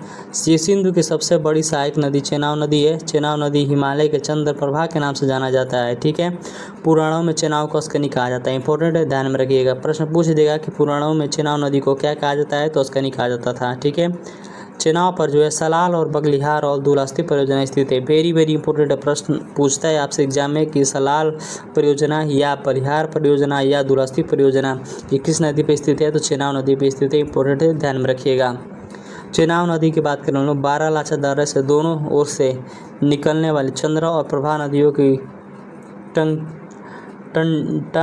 टंडी नामक हिमाचल प्रदेश पर मिलने पर बनती है, ठीक है, ध्यान में रखते हैं। टंडी नामक पर चंद्र और प्रभा दोनों नदियाँ टंडी में मिलती है हिमाचल प्रदेश में, उसके बाद चेनाब नदी बनती है, इंपॉर्टेंट है, ध्यान में रखिएगा। रावी नदी की बात करें हम लोग, तो इसका उद्गम स्थान की बात करें तो हिमाचल प्रदेश के बृहद हिमालय से रोहताक दर्रे से पश्चिम से होता है, ठीक है। रावी नदी को चंबा घाटी में प्रवाहित होती है, ठीक है। यह पाकिस्तान के सराय सिंधु नामक स्थान से चेनाब नदी मिल जाती है, ठीक है, इंपॉर्टेंट है, ध्यान में रखिएगा।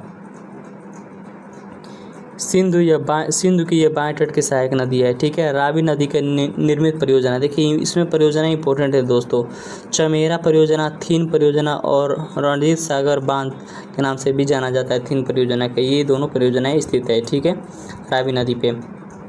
आइए इसको देख लेते हैं।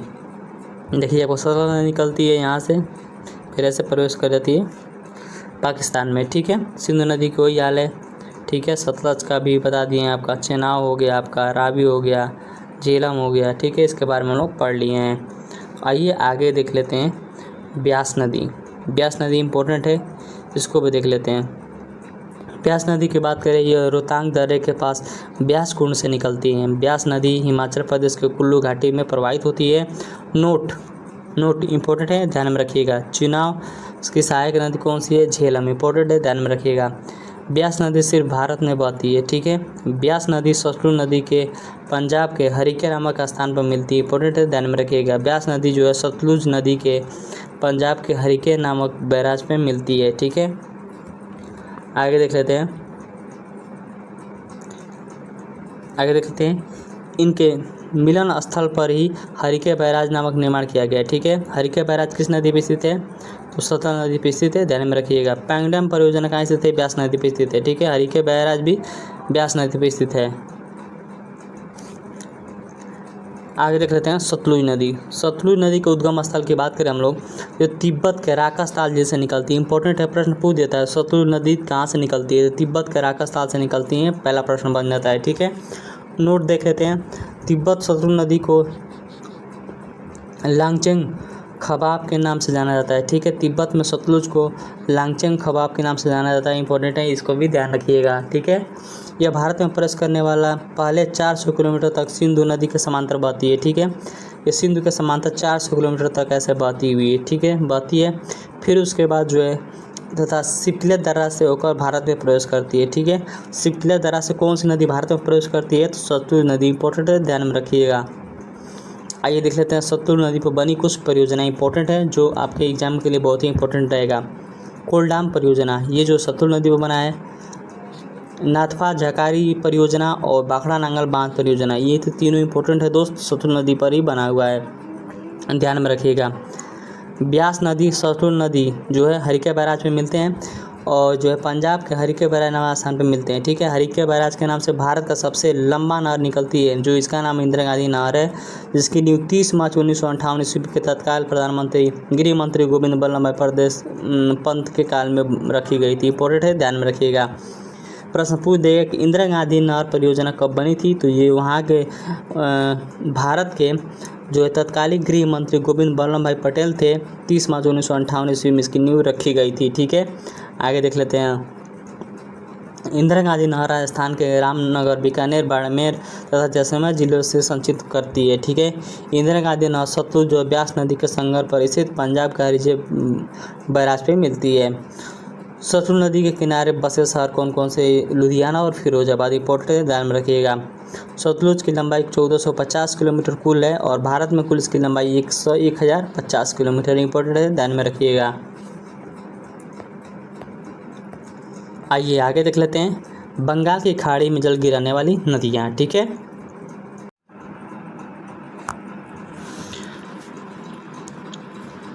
दोस्त आइए देख लेते हैं बंगाल की खाड़ी में जल गिराने वाली नदियाँ, ठीक है। इसके पहले दोस्त अगर वीडियो अच्छी लग रही है तो प्लीज़ लाइक करिएगा, सब्सक्राइब करिएगा और शेयर करिएगा। अगर इसका PDF चाहिए दोस्त तो 1000 M लगते हैं वीडियो के लाइक का। अगर जैसे ही होता है तो आपका इसका जो है PDF जो है 64 पेज का है, तो आप इसका PDF जो है टेलीग्राम पे तुरंत डाल दिया जाएगा, ठीक है। तो आइए देख लेते हैं बंगाल की खाड़ी में जल गिराने वाली नदियाँ कौन कौन सी हैं। पहले देख लेते हैं महानदी, जिसकी लंबाई जो है 851 किलोमीटर है। ये प्रायद्वीपीय भारत की सबसे बड़ी नदी है, ठीक है। जिसका जो है इतना ध्यान रखिएगा कि प्रायद्वीपीय भारत की सबसे बड़ी नदी पूछ दे आपसे तो कौन सी रहेगी? महानदी। आपको पहले समझना होगा प्रायद्वीपीय नदियाँ होती क्या हैं। इसके पहले आपको देखना पड़ेगा प्रायद्वीप क्या होता है। ये जो त्रिभुजाकार भारत का जो चित्र है, जिसमें हम लोग त्रिभुजाकार नीचे जो ऐसे ऐसे बना रहता है, उसके नीचे ये त्रिभुजाकार दिख रहा है, उसी को हम लोग क्या बोलते हैं? प्रायद्वीपीय भारत बोलते हैं, ठीक है। तो आइए इसको देख लेते हैं। प्रायद्वीपीय भारत की सबसे लंबी नदी कौन सी है? महानदी है, जिसकी लंबाई जो है 851 किलोमीटर है। ये कहाँ से निकलती है?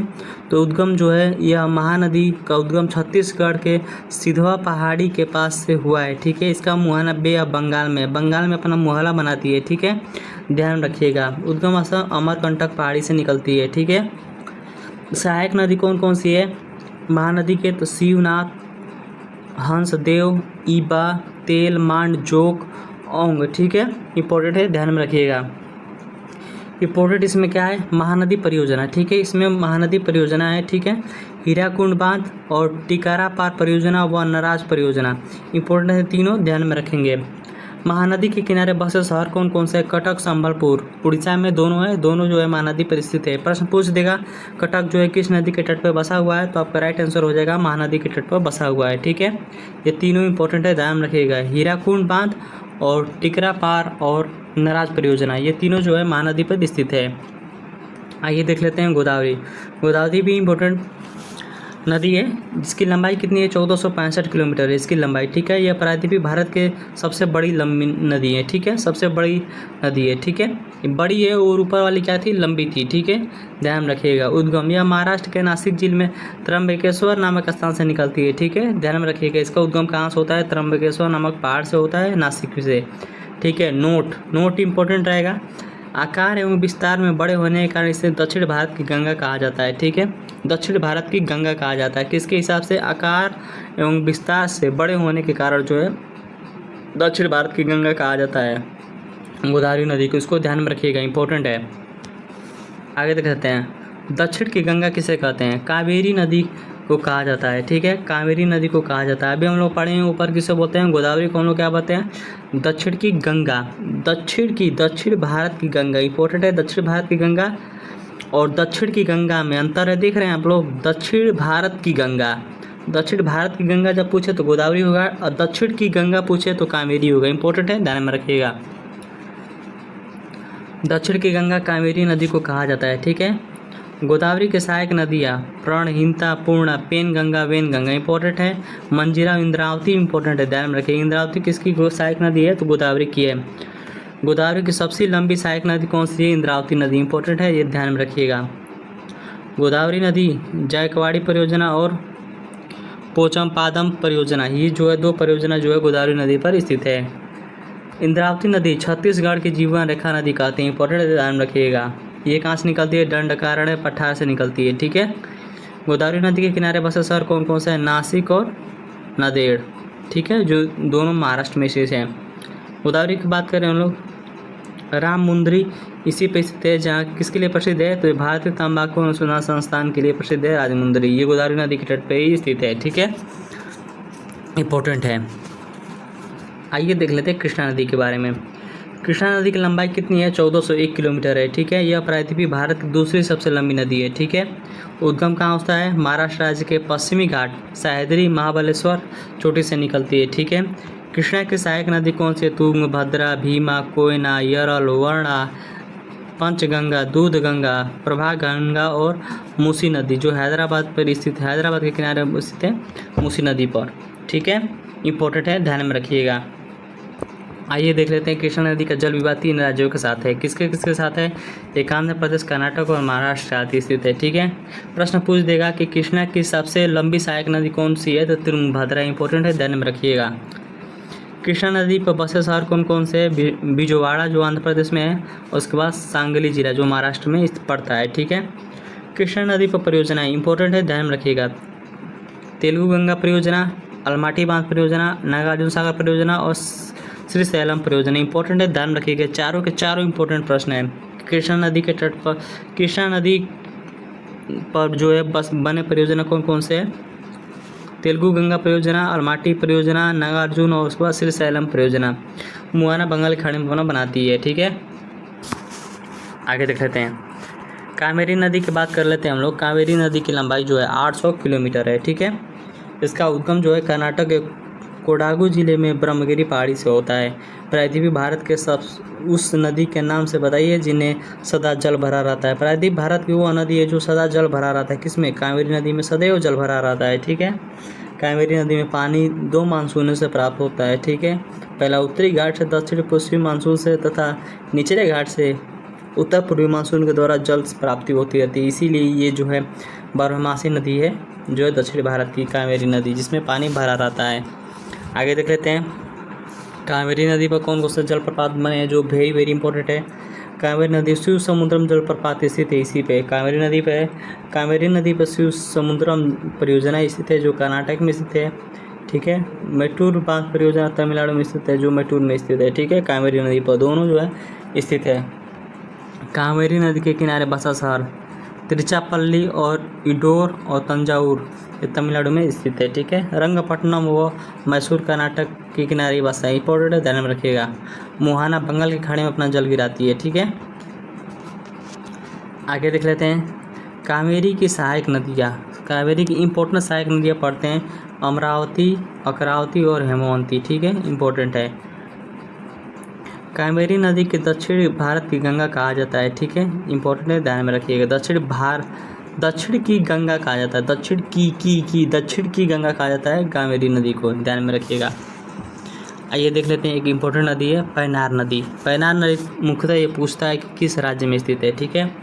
ये कर्नाटक के कोलार जिले से नंदीदुर्ग पहाड़ी से निकलती है, ठीक है। मोहाना पश्चिम बंगाल में बनाती है।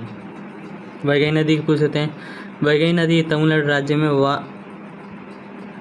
वरुसानाथ पहाड़ी से निकलती है, ठीक है, और मुहाना पाक की खाड़ी में बनाती है, ठीक है। तम्रपाणी नदी उद्गम अगस्तमलाई पहाड़ी से और मुहाना मन्नार की खाड़ी में बनाती है, ठीक है।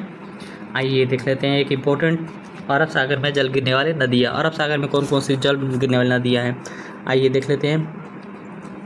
फिगर के माध्यम से देख लेते हैं। देखिए ये आपका हो जाएगा कौन सा, ये हो जाएगा पश्चिम बंगाल या पश्चिम बंगाल बोल रहे हैं, बंगाल की खाड़ी। उसके बाद आ जाएगा आपका ये बंगाल की खाड़ी और ये हो जाएगा अरब सागर, ठीक है। तो देख लेते हैं अरब सागर में जल गिराने वाली नदियाँ कौन कौन सी है, ठीक है। दोस्त इसके पहले अगर वीडियो अच्छी लग रही है तो प्लीज़ लाइक करिएगा।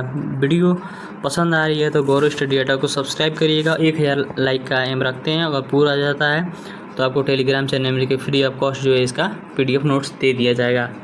तो आइए देख लेते हैं। लूनी नदी ये 320 किलोमीटर लंबी स्थित है। उद्गम इसका कहाँ से होता है तो अजमेर के दक्षिण पश्चिम के अरावली पर्वत श्रेणी से निकलती है, ठीक है, लूनी नदी। इसके उपनाम क्या है, लूनी को क्या कहा जाता है या किस नाम से भी जाना जाता है, रेगिस्तान की गंगा कहा जाता है, ठीक है। क्योंकि रेगिस्तान में आपको पता है कि एक भी कोई नदी नहीं है, ये एक नदी है लूनी नदी, इसलिए इसे जो है रेगिस्तान की गंगा कहा जाता है, ठीक है। सहायक नदी कौन से, जवई, बूंदी, खारी, सुरसती, ये पुष्कर झील स्थित है सुरसती पर, ठीक है, ध्यान में रखिएगा। मुहाना कच्छ के रण में अपना जल गिराती है। आगे देख लेते हैं नर्मदा नदी के बारे में पढ़ लेते हैं। ये 1312 किलोमीटर इसकी लंबाई है। उद्गम मध्य प्रदेश के अमरकंटक पहाड़ी से इंपॉर्टेंट है निकलती है। उसके बाद जो है सतपुड़ा के दक्षिण में विंध्याचल पर्वत के माध्यम से भ्रष्ट घाटी से होकर बहते हुए अरब सागर के खंबात में अपना जल गिराती है, इंपॉर्टेंट है, ध्यान में रखिएगा। निकलती कहाँ से, अमरकंटक के पहाड़ियों से निकलती है और अपना मुहाना जो है खंबात की खाड़ी में गिराती है, ठीक है। नर्मदा नदी पर बने परियोजना कौन कौन से है, सदा सरोवर परियोजना इंपॉर्टेंट है, ध्यान में रखिएगा। लवांतराज गुजरात, मध्य प्रदेश, हिमाचल प्रदेश और राजस्थान है। नर्मदा घाटी परियोजना जो नर्मदा नदी पर ही स्थित है, ठीक है। आइए इसके अदर फैक्ट देख लेते हैं। नर्मदा जो है नदी मध्य प्रदेश के जबलपुर के पास भेड़ा घाट की संगमरमर शैलों को काटकर धुआंधार जलप्रपात का निर्माण करती है, इंपॉर्टेंट है, वेरी वेरी इंपॉर्टेंट है कि नर्मदा नदी जो है जबलपुर के पास भेड़ा घाट के संगमरमर शैलों को काट के धुआंधार जलप्रपात बनाती है, इंपॉर्टेंट है, ध्यान में रखिएगा। इसके सहायक नदी कौन कौन सी है, शेर, दूधी, शक्कर, तवा, बरना, मंजोल और संग बंजर नदी है, इंपॉर्टेंट है, ध्यान में रखिएगा। ताप्ती नदी ये भी इंपॉर्टेंट नदी है, ठीक है, 724 किलोमीटर इसकी लंबाई है। उद्गम मध्य प्रदेश के बैतूल जिले के मुल्ताई नामक स्थान से निकलती है, ठीक है। आइए देख लेते हैं। अरब सागर में जल गिराने वाली नदियाँ कौन कौन सी है, देखिए अभी तो पढ़ें इसको, ठीक है, माफ़ी चाहेंगे 2 बार हो गया है। यहाँ से देख लेते हैं। मुहाना अपना बनाती है खंबात की खाड़ी से। परियोजना उकाई परियोजना ताप्ती नदी पर स्थित है, वेरी वेरी इंपॉर्टेंट है, ध्यान में रखिएगा। उकाई परियोजना जो है ताप्ती नदी पर स्थित है। सहायक नदियाँ कौन सी है, खरवम, सोम, चाप, ठीक है। आगे देख लेते हैं। गोवा की नदी है, 2 गोवा की नदी इंपॉर्टेंट है जो अरब सागर में अपना मुहाना बनाती है, मांडवी और जुआरी। मांडवी नदी की बात कर लेते हैं, ये गोवा के जीवन रेखा नदी कहते हैं, इंपॉर्टेंट है, ध्यान में रखिएगा। गोवा की कौन सी नदी जो है जीवन रेखा है तो मांडवी नदी है। गोवा की राजधानी पणजी जो है मांडवी नदी के किनारे स्थित है। जुआरी नदी की बात करें वहीं तो गोवा में स्थित है। ये इस पर जो है मर्म गोवा बंदरगाह जुआरी नदी पर के किनारे स्थित है। इंपॉर्टेंट है, ध्यान में रखिएगा। ठीक है, आगे देख लेते हैं। कर्नाटक की नदियाँ, 2 नदियाँ हैं, कौन कौन सी हैं? गंगा वैली और शरावती नदी। ऐसे ही केरल की नदियाँ हैं, भरतपुझा नदी, पेरियार और पंबा नदी। भरतपुझा नदी की बात करें हम लोग तो उद्गम अगस्त्यमलाई पहाड़ी से होता है। ठीक है, और जिसका अरब सागर मुहाना बनाती है। और पेरियार नदी की बात करें उद्गम अन्नामलाई पहाड़ी से निकलती है और मुहाना देवनाथ झील में बनाती है। ठीक है, ध्यान में रखिएगा।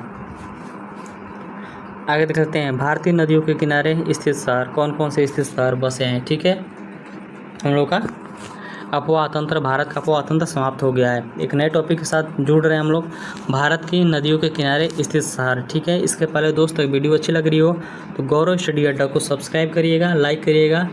ठीक है, और दोस्तों में शेयर करिएगा। अगर इसका PDF चाहिए फ्री ऑफ कॉस्ट तो 1000 रखते हैं इसका लाइक का।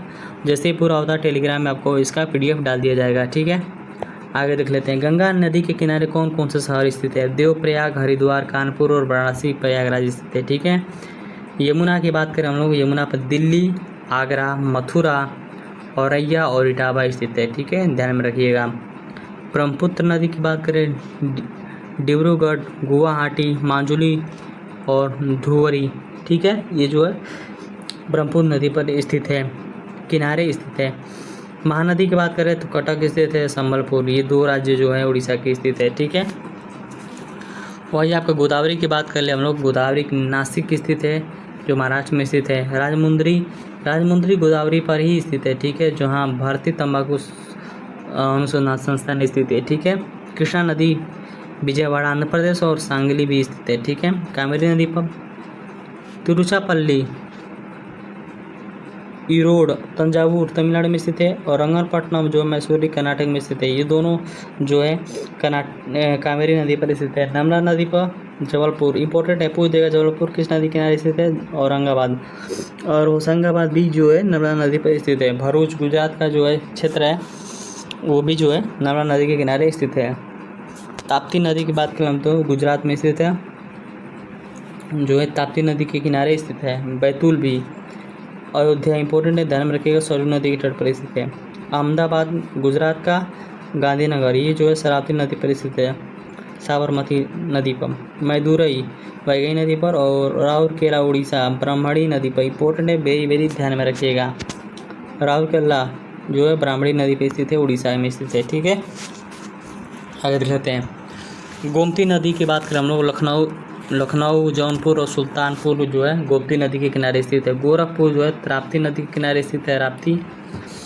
ग्वालियर जो मध्य प्रदेश में स्थित है, कोटा राजस्थान में स्थित है, ये जो है जबलपुर नदी के किनारे स्थित है। गाजियाबाद हिंडा नदी के किनारे स्थित है। उज्जैन शिप्रा नदी के किनारे स्थित है। इंपॉर्टेंट है, ध्यान में रखिएगा उज्जैन। कोई आपसे रांची और विदिशा पूछ दे तो बेतवा नदी के किनारे स्थित है। बरेली और मुरादाबाद पूछ दे तो रामगंगा नदी के किनारे स्थित है। मांडवी नदी की बात कर ले हम लोग तो वहीं जो है मांडवी नदी के किनारे पणजी गोवा स्थित है। और कोलकाता किस नदी के किनारे बसा हुआ है? तो हुगली नदी के किनारे बसा हुआ है। TRE 3 में प्रश्न पूछा गया था, इंपॉर्टेंट है, ध्यान में रखिएगा। सतलुज नदी की बात करें हम लोग तो लुधियाना फिरोजाबाद पंजाब में स्थित है। मूसा नदी हैदराबाद में स्थित है। इंद्रावती नदी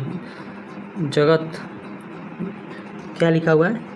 जगदलपुर छत्तीसगढ़ में जो स्थित है, इंद्रावती नदी के किनारे स्थित है। और गुप्तकाशी जो है कहाँ स्थित है? उत्तराखंड की मंदाकिनी नदी पे। ठीक है, आइए देख लेते हैं। देखिए दोस्त, अगला टॉपिक हम लोग को शुरू हो रहा है, बहुउद्देशीय नदी घाटी परियोजना। वेरी वेरी इंपॉर्टेंट है, यहाँ से प्रश्न बनता ही बनता है। ठीक है, तो आप बिल्कुल हल्के में नहीं लेंगे। आगे देख लेते हैं दोस्त, बहुउद्देशीय नदी घाटी परियोजना। ठीक है, बहुउद्देशीय परियोजनाओं को भारत के प्रथम प्रधानमंत्री जवाहरलाल नेहरू ने आधुनिक भारत का मंदिर कहा। इंपॉर्टेंट प्रश्न है, प्रश्न पूछता है कि किसने कहा था बहुउद्देशीय परियोजनाओं को आधुनिक भारत का मंदिर? तो जवाहरलाल नेहरू राइट आंसर हो जाएगा। ठीक है, यहाँ प्रश्न बनता है, बहुउद्देशीय परियोजनाओं का मशक्कत सिंचाई का प्रबंध, जल विद्युत उत्पादन, बाढ़ नियंत्रण, पेयजल आपूर्ति, नौकायान, मत्स्य पालन, वन्यजीव संरक्षण, मृदा संरक्षण, पर्यटन आदि के लिए इम्पोर्टेंट है। ठीक है, ध्यान में रखिएगा। आइए देख लेते हैं कुछ महत्वपूर्ण परियोजनाएं जो वेरी वेरी इंपॉर्टेंट रहेगी आपसे एग्जाम के लिए। पहले देख लेते हैं दामोदर घाटी परियोजना, इंपॉर्टेंट है, ध्यान में रखिएगा। दामोदर घाटी परियोजना नाम से ही पता चल रहा है कि दामोदर नदी पर स्थित है। ठीक है, 7 जुलाई 1948 ईस्वी में इसका निर्माण होता है। यह स्वतंत्र भारत का पहला बहुउद्देशीय नदी घाटी परियोजना था। ठीक है, ये किसके मॉडल पर बना था? तो ये संयुक्त राज्य अमेरिका टेनेसी नदी घाटी परियोजना के आधारित पर बना हुआ था। ठीक है, इंपॉर्टेंट ध्यान में रखिएगा। इसका विस्तार झारखंड व पश्चिम बंगाल में है। ठीक है, आगे देख लेते हैं। दूसरा है बाखड़ा नांगल परियोजना। यह सतलज नदी पर स्थित है। ठीक है, यह सबसे बड़ी बहुउद्देशीय परियोजना है। ठीक है, बाखड़ा नांगल परियोजना की बात करें हम लोग तो यह सबसे बड़ी जो है बहुउद्देशीय परियोजना है। विश्व के सबसे ऊंचा बांध बना हुआ है। ठीक है, यह लाभांती क्षेत्र दिल्ली, हिमाचल प्रदेश, पंजाब, हरियाणा और राजस्थान क्षेत्र करते हैं। ठीक है, आइए देख लेते हैं आगे। इस बांध के पीछे निर्मित झील बना हुआ है। ठीक है, मानव निर्मित झील बना हुआ है गोविंद सागर झील। ठीक है, जिसे हम लोग कहते हैं। ठीक है, सिंधु नदी निम्बो बामजो परियोजना स्थित है सिंधु नदी पर। तुलबुल और उरी परियोजना किस पर स्थित है? झेलम नदी पर। इंपॉर्टेंट है दोस्त, तुलबुल और उरी जो है झेलम नदी पर स्थित है। सलाल, बगलिहार और दुलहस्ती परियोजना, ये तीनों परियोजना इंपॉर्टेंट है, चिनाब नदी पर स्थित है। ध्यान में रखिएगा, सलाल, बगलिहार और दुलहस्ती वेरी वेरी इंपॉर्टेंट है, हर एग्जाम में यहाँ से प्रश्न बनता है। आगे देख लेते हैं। रावी की बात करें हम लोग, रावी नदी पर कौन कौन सी परियोजना स्थित है? चमेरा परियोजना, थीन परियोजना, ठीक है, जिसे हम लोग रणजीत सागर बांध भी कहते हैं, ये जो है रावी नदी पर स्थित है। पोंग डैम परियोजना, ये भी इंपॉर्टेंट है, ब्यास नदी पर स्थित है। ठीक है, बाखड़ा नांगल परियोजना, कोलडांग परियोजना, नाथपा झांकरी परियोजना, ये जो सतलज नदी पर स्थित है, इंपॉर्टेंट है, इसको भी ध्यान में रखिएगा। आगे देख लेते हैं। हरिके बैराज की बात करें हम लोग, सतलुज व ब्यास नदी के संगम पर इंदिरा गांधी नहर निकलती है, जो भारत की सबसे लंबी नहर है। ठीक है, ध्यान में रखिएगा। इंदिरा गांधी नहर की नींव 30 मार्च 1958 ईस्वी में रखा गया था, तत्कालीन गृह मंत्री गोविंद बल्लभ भाई पटेल के द्वारा। ठीक है, इंदिरा गांधी नहर के राजस्थान के शुष्क व अर्ध शुष्क क्षेत्रों में सिंचाई की सुविधा प्रदान करती है। यह राजस्थान के गंगाचार, बीकानेर, बाड़मेर और जैसलमेर जिलों में लाभान्वित पहुंचाती है। ठीक है, इंपॉर्टेंट है, ध्यान में रखिएगा। टिहरी बांध की बात करें हम लोग तो भागीरथी व मिलन गंगा नदी के संगम पर स्थित है, इंपॉर्टेंट है, ध्यान रखिएगा। रामगंगा परियोजना, जैसे ही पता चल रहा है रामगंगा नदी परियोजना, तो रामगंगा नदी पर स्थित है। टनकपुरा परियोजना की बात करें हम लोग तो काली नदी पर स्थित है, इंपॉर्टेंट है, ध्यान में रखिएगा बिहार के परिपथ से। गंडक नदी, गंडक परियोजना। कोसी नदी, कोसी परियोजना। रियांद नदी, रियांद परियोजना। ठीक है, नाम से ही पता चल रहा है, इसमें याद करने में कोई परेशानी नहीं होगी। ठीक है, सोन बाण सागर परियोजना। बेतवा नदी, माता टीला, इंपॉर्टेंट है, ध्यान में रखिएगा। चंबल नदी पर परियोजना। दामोदर नदी घाटी परियोजना 7 जुलाई 1948 में इसका स्थापना होता है रूस की सहायता से। ठीक है, मयूराक्षी परियोजना जो पश्चिम बंगाल में स्थित है। ठीक है, गंगा नदी जो है फरक्का परियोजना जो पश्चिम बंगाल में स्थित है। ठीक है, चंबल नदी की बात करें हम लोग तो गंगा सागर बांध परियोजना, जोहार सागर बांध परियोजना और महाराणा प्रताप बांध परियोजना, ये तीनों जो है कहाँ स्थित है? चंबल नदी पर स्थित है। वही आपसे देख लेते हैं। ब्यास नदी परियोजना, पोंग डैम मंडी योजना स्थित है इस पर। ठीक है, कामेंग जल विद्युत परियोजना अरुणाचल प्रदेश में स्थित है, जो कामेंग नदी पर स्थित है। तिमाही मुखी विद्युत परियोजना की बात करें हम लोग तो बराक और तुईवई नदी की स्थित है। ठीक है, ततैया बांध इंपॉर्टेंट है, यह झारखंड के बराक नदी पर स्थित है। हीराकुंड बांध ये उड़ीसा में स्थित है, महानदी पर स्थित है, वेरी वेरी इंपॉर्टेंट है हीराकुंड बांध।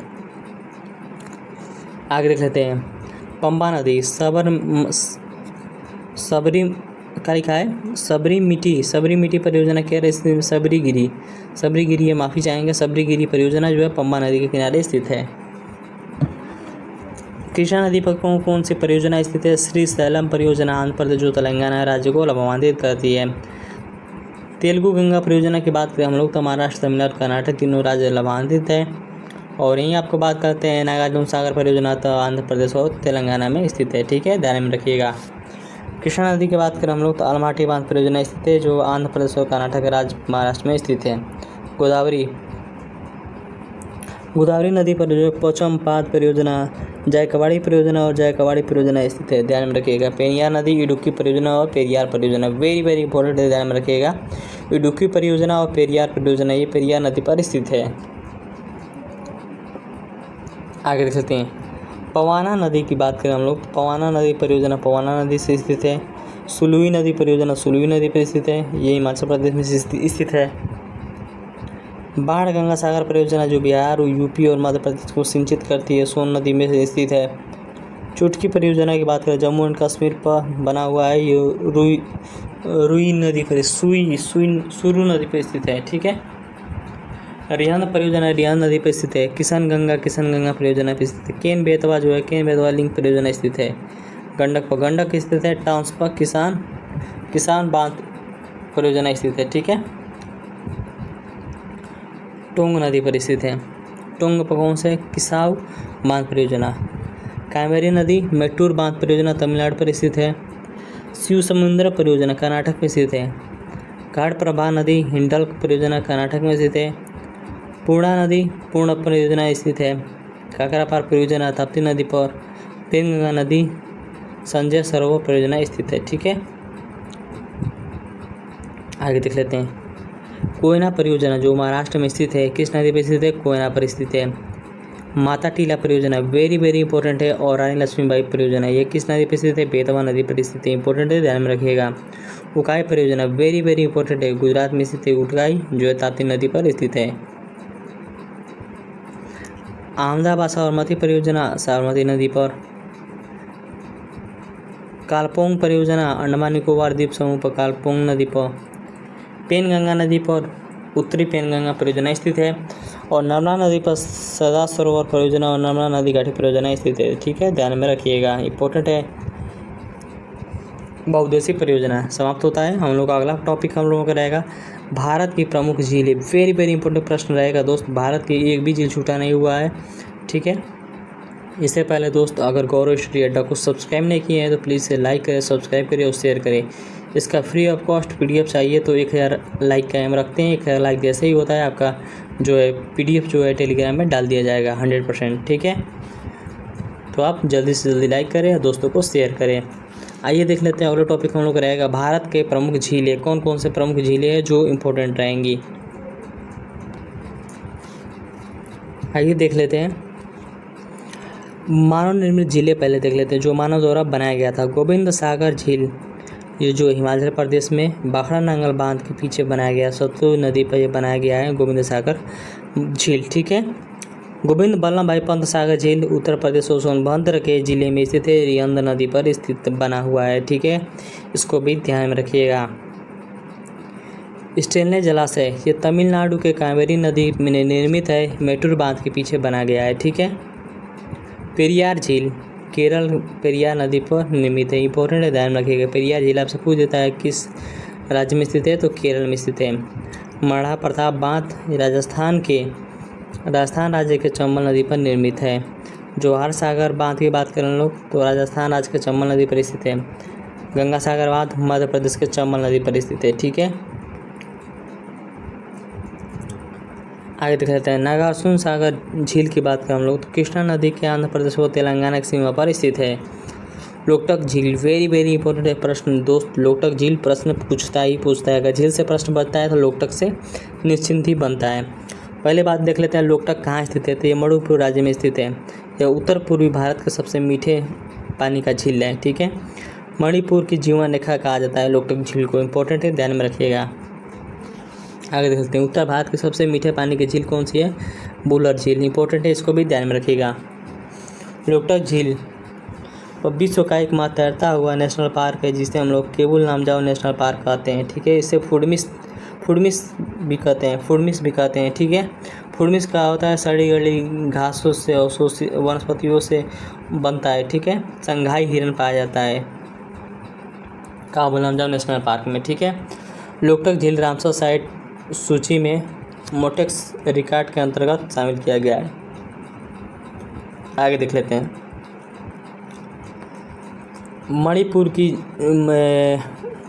मणिपुर की जीवन रेखा किसे कहा जाता है, लोकटक झील को कहा जाता है। वही आपका पूछ दे कि छत्तीसगढ़ की जीवन रेखा किसे कहा जाता है तो इंद्रावती नदी को कहा जाता है। वही आपसे पूछ दे गोवा नदी की जीवन रेखा किसे कहा जाता है तो मांडवी नदी को कहा जाता है। मध्य प्रदेश की जीवन रेखा किसे कहा जाता है? तो नर्मदा नदी को कहा जाता है। सिक्किम की जीवन रेखा को कहा जाता है? तीस्ता नदी कहा जाता है। और म्यांमार की जीवन रेखा किसे कहा जाता है? इंद्रावती नदी को कहा जाता है। ये जो है इंपॉर्टेंट है, सारा प्रश्न बन सकते हैं इसमें से कहीं से भी, ठीक है, तो आप हल्के में बिल्कुल ना लें। पुलकित झील वेरी वेरी इंपॉर्टेंट है, ध्यान रखिएगा। पुलकित झील ये आंध्र प्रदेश और तमिलनाडु राज्य की सीमा पर स्थित है, ठीक है। ये लंगून झील है, ठीक है। लंगून झील क्या होता है? वे झील जो है ये मान लीजिए ये आपका जो है भारत का प्रायद्वीपीय भाग है, और कोई नदी यहाँ जाती है, सागर को जा रहा है, यहाँ पे कटान कर कुछ ऐसा ही बना देता है, ठीक है। तो जो अंदर जो है ऐसे तीनों तरफ से घिरा रहता है स्थल से, और थोड़ा सा भाग जो है जल से भरा रहता है, उसे हम लोग लंगून झील कहते हैं, ठीक है। इस तरह से रहता है, आपको बता देते हैं, इस तरह से रहता है, ठीक है। और यहाँ से आपका रहेगा, यहाँ से पानी जाएगा, लंगून झील से करते हैं। पुलकित झील श्रीहरिकोटा द्वीप बंगाल की खाड़ी से अलग करता है, इंपॉर्टेंट है, ठीक है, ध्यान रखिएगा। श्रीहरिकोटा की बात कर लेते हैं, ये आंध्र प्रदेश में स्थित है। इसरो के लॉन्चिंग पैड यहाँ ही स्थित है, श्रीहरिकोटा पे, ठीक है। इसरो की इस टाइम अध्यक्ष कौन है? तो हमें कमेंट बॉक्स में बताइएगा, ठीक है। एस सोमनाथ, और नाम सतीश धवन रेड्डी स्पेस सेंटर पड़ा गया है, ठीक है। उपग्रहों का परीक्षण किया जाता है यहाँ पे। वेमनाथ झील इंपॉर्टेंट प्रश्न है, प्रश्न पूछता है यहाँ से, अभी बताते हैं कैसे प्रश्न पूछेगा। यह भारत की सबसे लंबी झील है, ठीक है। यह केरल में स्थित है, 96 किलोमीटर लंबा ये लगभग है वेमनाथ झील। ये रामसर साइड में भी शामिल है। गद्देव द्वीप, वेलिंगटन द्वीप और बेलारपदम द्वीप, ठीक है।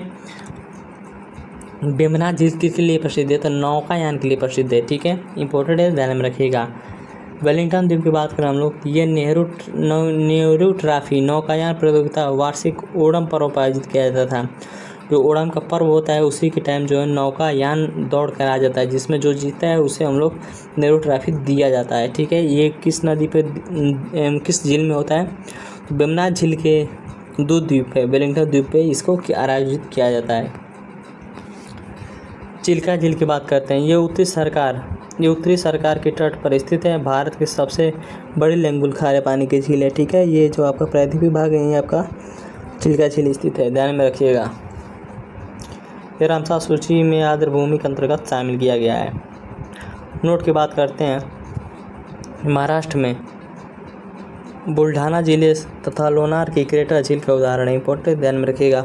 उत्तराखंड नैनीताल, कुवैया ताल, भीमताल और खुरपा ताल और रूपताल झील भी स्थित है, ठीक है। गुजरात में नौत सरोवर झील, नारायण सरोवर झील स्थित है, ठीक है। सूरजकुंड झील और बड़ियाल झील, बड़खल झील कहाँ स्थित है? हरियाणा में स्थित है। वहीं आपका राजस्थान में कौन कौन सा झील है? पिछोला झील, पंचप्रभा झील, सांभर झील इंपॉर्टेंट है, रामसमुंदर झील, जयसमुंदर झील, पुष्कर झील, फतेह सागर झील और उदय सागर झील, ये जो है सारे का सारा राजस्थान में स्थित है, ठीक है। आगे देख लेते हैं, जम्मू एंड कश्मीर, डल झील, बुला झील, अनंत सागर झील, नागिन झील और वेरी झील शेषनाग स्थित है, ठीक है।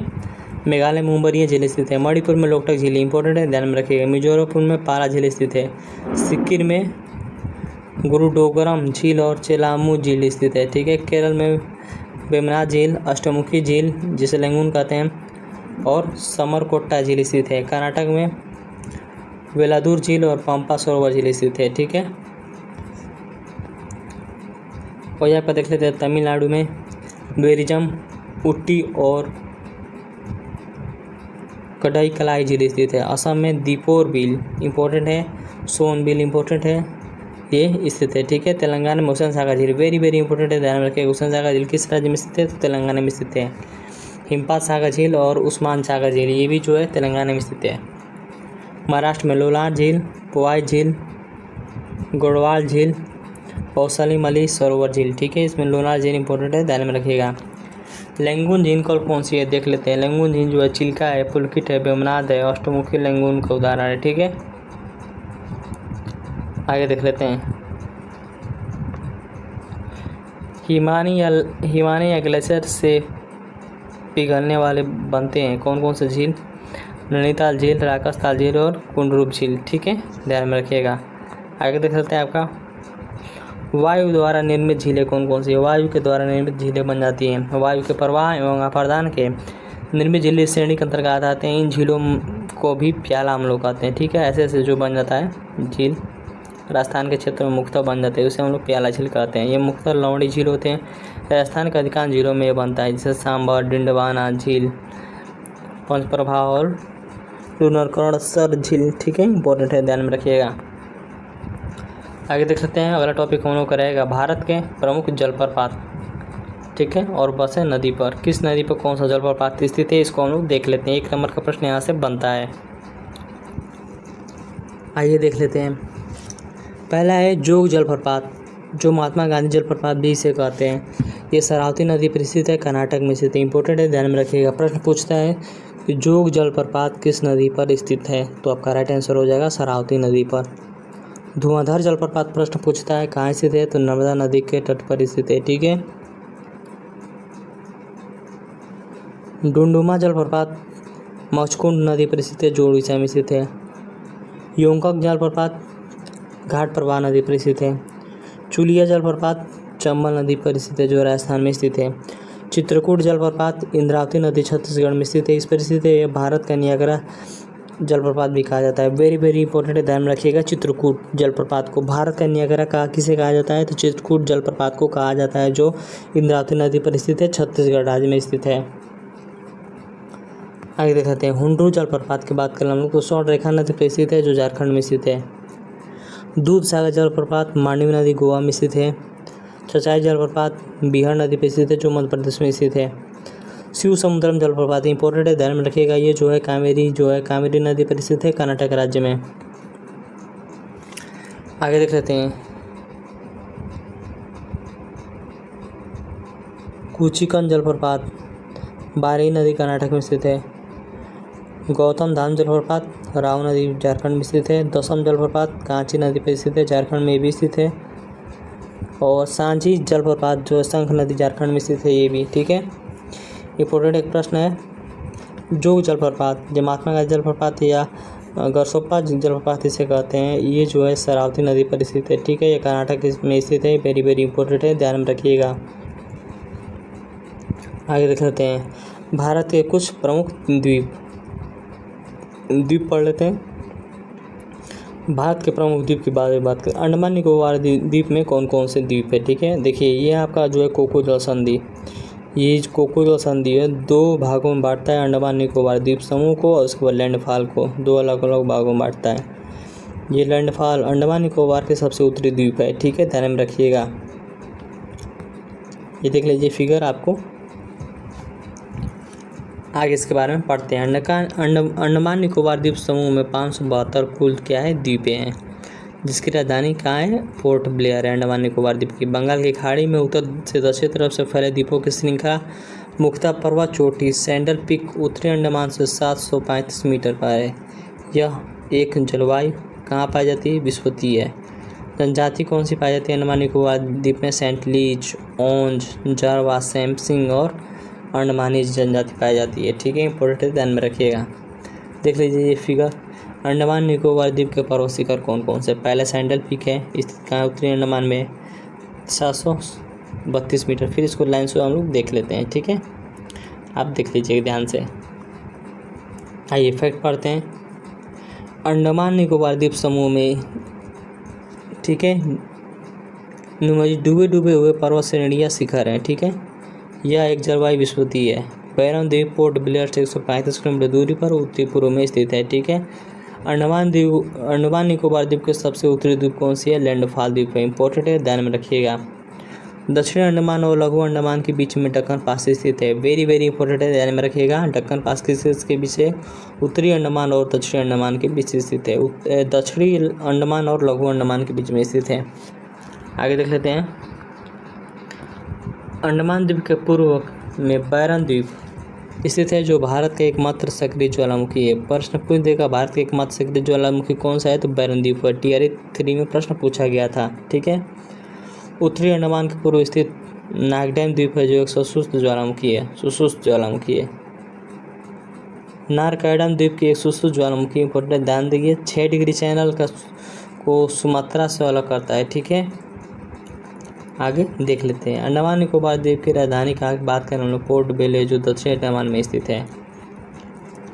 अंडमान निकोबार द्वीप समूह क्रमशः लगाया गया है उत्तरी अंडमान, फिर मध्य अंडमान है, फिर दक्षिणी अंडमान, फिर उसके बाद दक्कन पास पार करते हैं, फिर उसके बाद लेडी अंडमान, उसके बाद कार 10 डिग्री चैनल अलग करता है लघु या लिटिल अंडमान को, कार निकोबार को, ठीक है। फिर लघु निकोबार आएगा, फिर ग्रेट ब्रिटेन आएगा, ग्रेट निकोबार आएगा, फिर उसके बाद जो आ जाएगा 6 डिग्री चैनल, तो ग्रेट निकोबार और सुमात्रा को अलग करता है, ठीक है।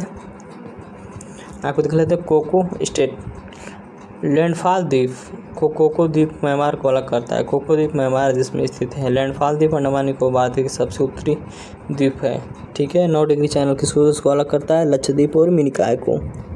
और ये आपको 8 डिग्री चैनल करता है मिनिकॉय और लक्षद्वीप को। इंपॉर्टेंट है, ध्यान में रखिएगा।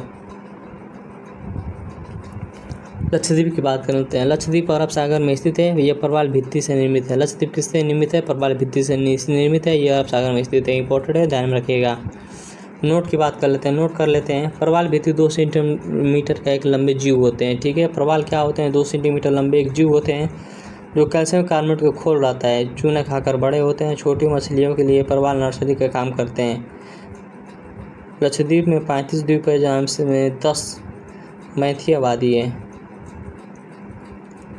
लक्षद्वीप राजधानी कवारत्ती है, जो 9 डिग्री चैनल के उत्तर में स्थित है। जनजाति कौन सी पाई जाती है? वासी करती है, ठीक है, वासी जनजातियाँ। श्रीहरिकोटा द्वीप, अभी इसको पढ़े हैं, ये जो है आंध्र प्रदेश में स्थित है। श्रीहरिकोटा द्वीप जो है पुलकित झील के बंगाल खाड़ी से अलग करता है। पुलकित झील आंध्र प्रदेश तमिलनाडु के सीमा पर स्थित है। श्रीहरिकोटा द्वीप इसरो द्वारा पैडिंग लॉन्च है, ठीक है, लॉन्चिंग पैड है। इसरो की बात करें, इंडियन स्पेस रिसर्च ऑर्गेनाइजेशन की बात करें, लॉन्चिंग पैड का नाम है सतीश धवन स्पेस सेंटर, जो है उपग्रह परीक्षण किया जाता है इससे। व्हीलर द्वीप की बात करें, नया नाम इसे बदलकर डॉक्टर अब्दुल कलाम आज़ाद बना दिया गया है। ये किस राज्य में स्थित है? तो ये उड़ीसा राज्य में स्थित है, ठीक है। महानदी और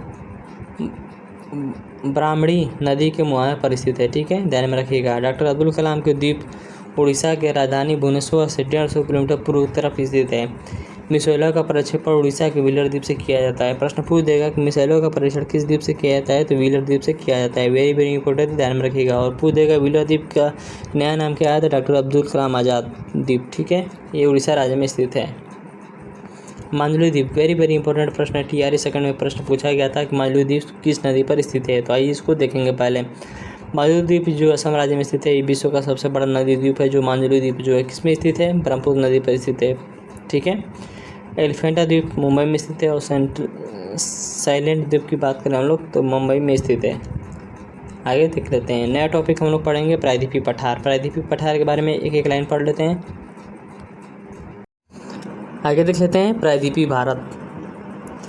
प्रायद्वीपीय भारत पढ़ने से पहले दोस्त, अगर वीडियो अच्छी लग रही हो तो प्लीज़ लाइक करिए, सब्सक्राइब करिए और शेयर करिए। इसका PDF चाहिए तो दोस्त एम रखते हैं लाइक का 1000। जैसे 1000 लाइक होता है वैसे आपका जो है 64 पेज का ये PDF है, इसको टेलीग्राम में फ्री ऑफ कॉस्ट दे दिया जाएगा, ठीक है। तो आइए देखते हैं प्रायद्वीपीय पठार। प्रायद्वीपीय पठार को हम लोग समझते हैं। पहले प्रायद्वीप होता क्या है? देखिए, भारत का ये वाला भाग को जो है प्रायद्वीपीय भारत कहते हैं, ठीक है। जो स्थलीय सीमा, जो जलीय सीमा रहती है उसको हम लोग प्रायद्वीपीय पठार कहते हैं, ठीक है। इसी के बारे में हमको पढ़ना है। तो आइए देखते हैं। प्रायद्वीपीय पठार जो है गोंडवाना भूमि का भाग है, ठीक है। इसका ऊंचाई औसतन 600 से लेकर 900 मीटर तक है, ठीक है, इंपॉर्टेंट है, ध्यान में रखिएगा। इसका आकार त्रिभुजाकार है। त्रिभुजाकार आकार है, जी हाँ, त्रिभुजाकार है। देखिए, ये त्रिभुज के आकार का है, ठीक है, त्रिभुजाकार है। अरावली, राजमहल और मेघालय की पहाड़ी इस पठार की उत्तरी सीमा बनाती है, ठीक है। इस पठार का ढाल उत्तर और पूरब की ओर है, ठीक है, जो सोन, चंबल, दामोदर नदियों की दिशा में स्पष्ट करता है, ठीक है। आगे देख लेते हैं। दक्षिण में पठार में कई भागों में बांटा गया है। मालवा, बैतालू और बहौल खंड का पठार जो मध्य प्रदेश में स्थित है। बुंदेलखंड का पठार यूपी और मध्य प्रदेश में स्थित है। दंडकारण्य पठार जो उड़ीसा, छत्तीसगढ़ और आंध्र प्रदेश में स्थित है। रायलसीमा पठार की बात करें हम लोग तो कर्नाटक और आंध्र प्रदेश में स्थित है। तेलंगाना पठार कहाँ स्थित है? कर्नाटक में स्थित है। और शिलांग पहाड़ का स्थित है मेघालय में। और हजारीबाग और छोटा नागपुर का पठार झारखंड, वेस्ट बंगाल और उड़ीसा में स्थित है, ठीक है, ध्यान में रखिएगा। आगे देख लेते हैं अरावली पर्वत। इंपॉर्टेंट है, प्रश्न यहाँ से बनता है। प्रश्न कैसा बनता है? प्रश्न ये बनता है कि विश्व का सबसे जो है अवशिष्ट पर्वत कौन सा है? तो कौन सा हो जाएगा? अरावली पर्वत। इंपॉर्टेंट रहेगा, ध्यान में रखिएगा। अरावली पर्वत के बारे में हम लोग पढ़ लेते हैं। अरावली पर्वत का विस्तार उत्तर पूर्व दिल्ली रेंज से लेकर दक्षिणी बिंदु गुजरात के पालनपुर के लगभग 800 किलोमीटर तक फैला हुआ है। ठीक है, इसका विस्तार लगभग 800 किलोमीटर तक फैला हुआ है। ठीक है, अरावली पर्वत अवशिष्ट पर्वत का उदाहरण है। वेरी वेरी इंपॉर्टेंट प्रश्न है, यही प्रश्न बनता है। अरावली की उत्पत्ति प्री कैम्ब्रियन काल में हुआ है। ठीक है, अरावली की आयु 750 मिलियन वर्ष पुराना जो है मानी जाती है। अरावली की सबसे महत्वपूर्ण नदी कौन सी है? लूनी नदी। इंपॉर्टेंट है, ध्यान में रखिएगा। अरावली की सबसे ऊंची चोटी कौन है? गुरु शिखा है। इंपॉर्टेंट प्रश्न है, यहाँ से प्रश्न बनता है कि अरावली की सबसे ऊंची चोटी कौन सी है? गुरु शिखा है, जो 1722 मीटर ऊंचा है। माउंट एवरेस्ट राजस्थान में स्थित है। माउंट एवरेस्ट में जैन धर्म का प्रसिद्ध मंदिर है, दिलवाड़ा जैन मंदिर। इंपॉर्टेंट है, इसको भी ध्यान में रखिएगा। छोटा नागपुर का पठार का सबसे ऊंचा चोटी कौन सा है? पारसनाथ की पहाड़ी। ठीक है, इंपॉर्टेंट है, ये भी ध्यान में रखिएगा। पारसनाथ चोटी का जैन धर्म का प्रसिद्ध मंदिर के नाम से जाना जाता है, शिखरी जैन मंदिर। इंपॉर्टेंट है, इसको भी ध्यान में रखिएगा। विंध्य पर्वतमाला की बात करें हम लोग, अत्याधुनिक पुराना और घर्षित मोड़दार पर्वत है। मालवा के पठार के दक्षिण में स्थित है।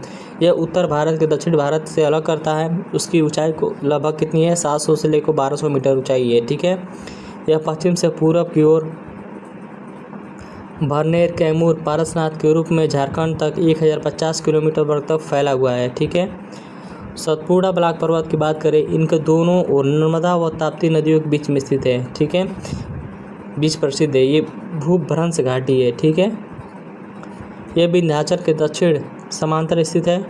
यह पश्चिम राजपिल्लाई पहाड़ी के प्रारंभ होकर महादेव मैकाल पहाड़ी के रूप में छोटा नागपुर पठार के पश्चिम सीमा तक विस्तृत है। सतपुड़ा की सर्वाधिक ऊंची चोटी महादेव पहाड़ी जो पंचमढ़ी के निकट धूपगढ़ है, कितना है? 1350 है। इंपॉर्टेंट है, ध्यान में रखिएगा।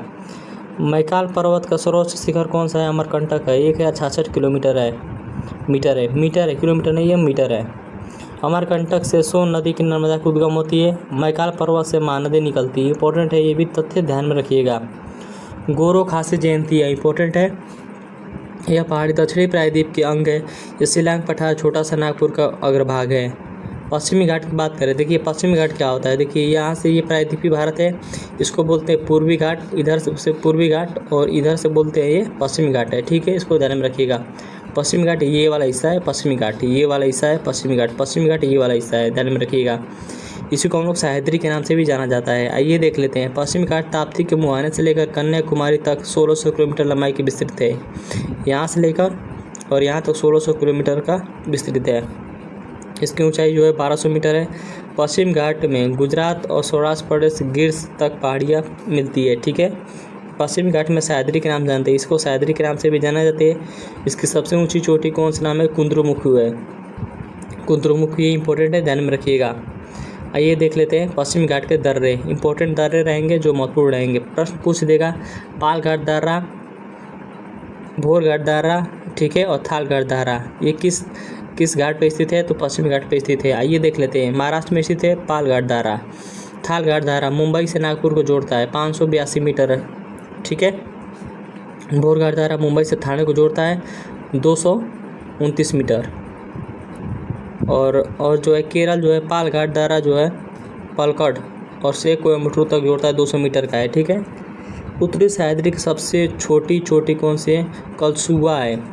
बालेश्वर की उत्तरी सह्याद्री में कृष्णा का उद्गम स्थल है।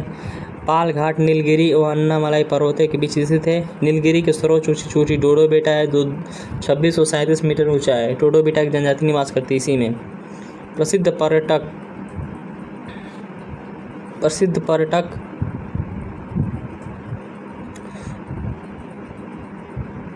उटकमंडक या ऊटी हम लोग कह सकते हैं, ये नीलगिरी में स्थित है। ठीक है, ऊटी कहाँ स्थित है? नीलगिरी में स्थित है। नीलगिरी के दक्षिण में अन्नामलाई एक पहाड़ियाँ है। इसकी सर्वोच्च ऊंची चोटी का है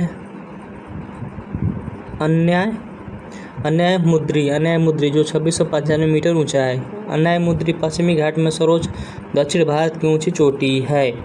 ठीक है, आगे देख लेते हैं। अनाईमुदी की बात करें हम लोग के निकट पाडनी व इलाइयम या कार्डेमम की पहाड़ी स्थित है। ठीक है। सेन कोटप्पा गैप कार्डेमम पहाड़ियों में स्थित है। प्रसिद्ध पर्यटक स्थल कोडायकनाल पालनी पहाड़ी में स्थित है। यह तमिलनाडु में स्थित है। महादेवगिरी सबसे दक्षिण पर्वत है। पश्चिमी तटीय मैदान की बात कर लेते हैं कैसा है। तो पश्चिमी तटीय का मैदान जो है विस्तृत गुजरात से कन्याकुमारी के तट तक है। ठीक है। दमन से गोवा तक तटीय मैदान कोका तट या जुआरी नदी पर स्थित है। और गोवा का कर्नाटक मंगलौर ये कन्नड़ से लेकर शरावती नदी तक है। ठीक है। मंगलौर से कन्याकुमारी तक मलाबार तट से लेकर पेरियार नदी तक, और मलाबार तट के पश्चिम में लंगून प्रधानता को जिसे हम लोग प्याला के नाम से जाना जाता है। ये देख लेते हैं, यही है। ठीक है। देखिए उड़ीसा से लेके और आंध्र प्रदेश के बीच की भूमि को उत्कल तट कहते हैं। ठीक है। और आंध्र प्रदेश से लेके और तमिलनाडु के बीच को जो है कोरोमंडल तट कहते हैं, जो तमिलनाडु में स्थित है।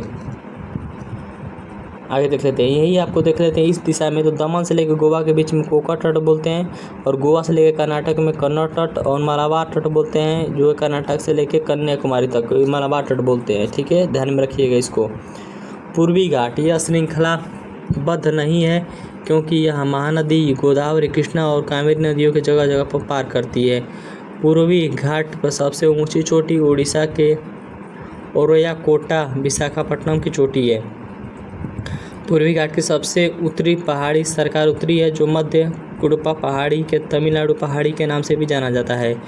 कुडपा पहाड़ियों में नल्लामलाई, एर्रामलाई और पोलकोड्डा और वेलिकोड्डा पहाड़ी स्थित है। तमिलनाडु के पहाड़ियाँ सेवराय जावादी पहाड़ियाँ आती है। ठीक है।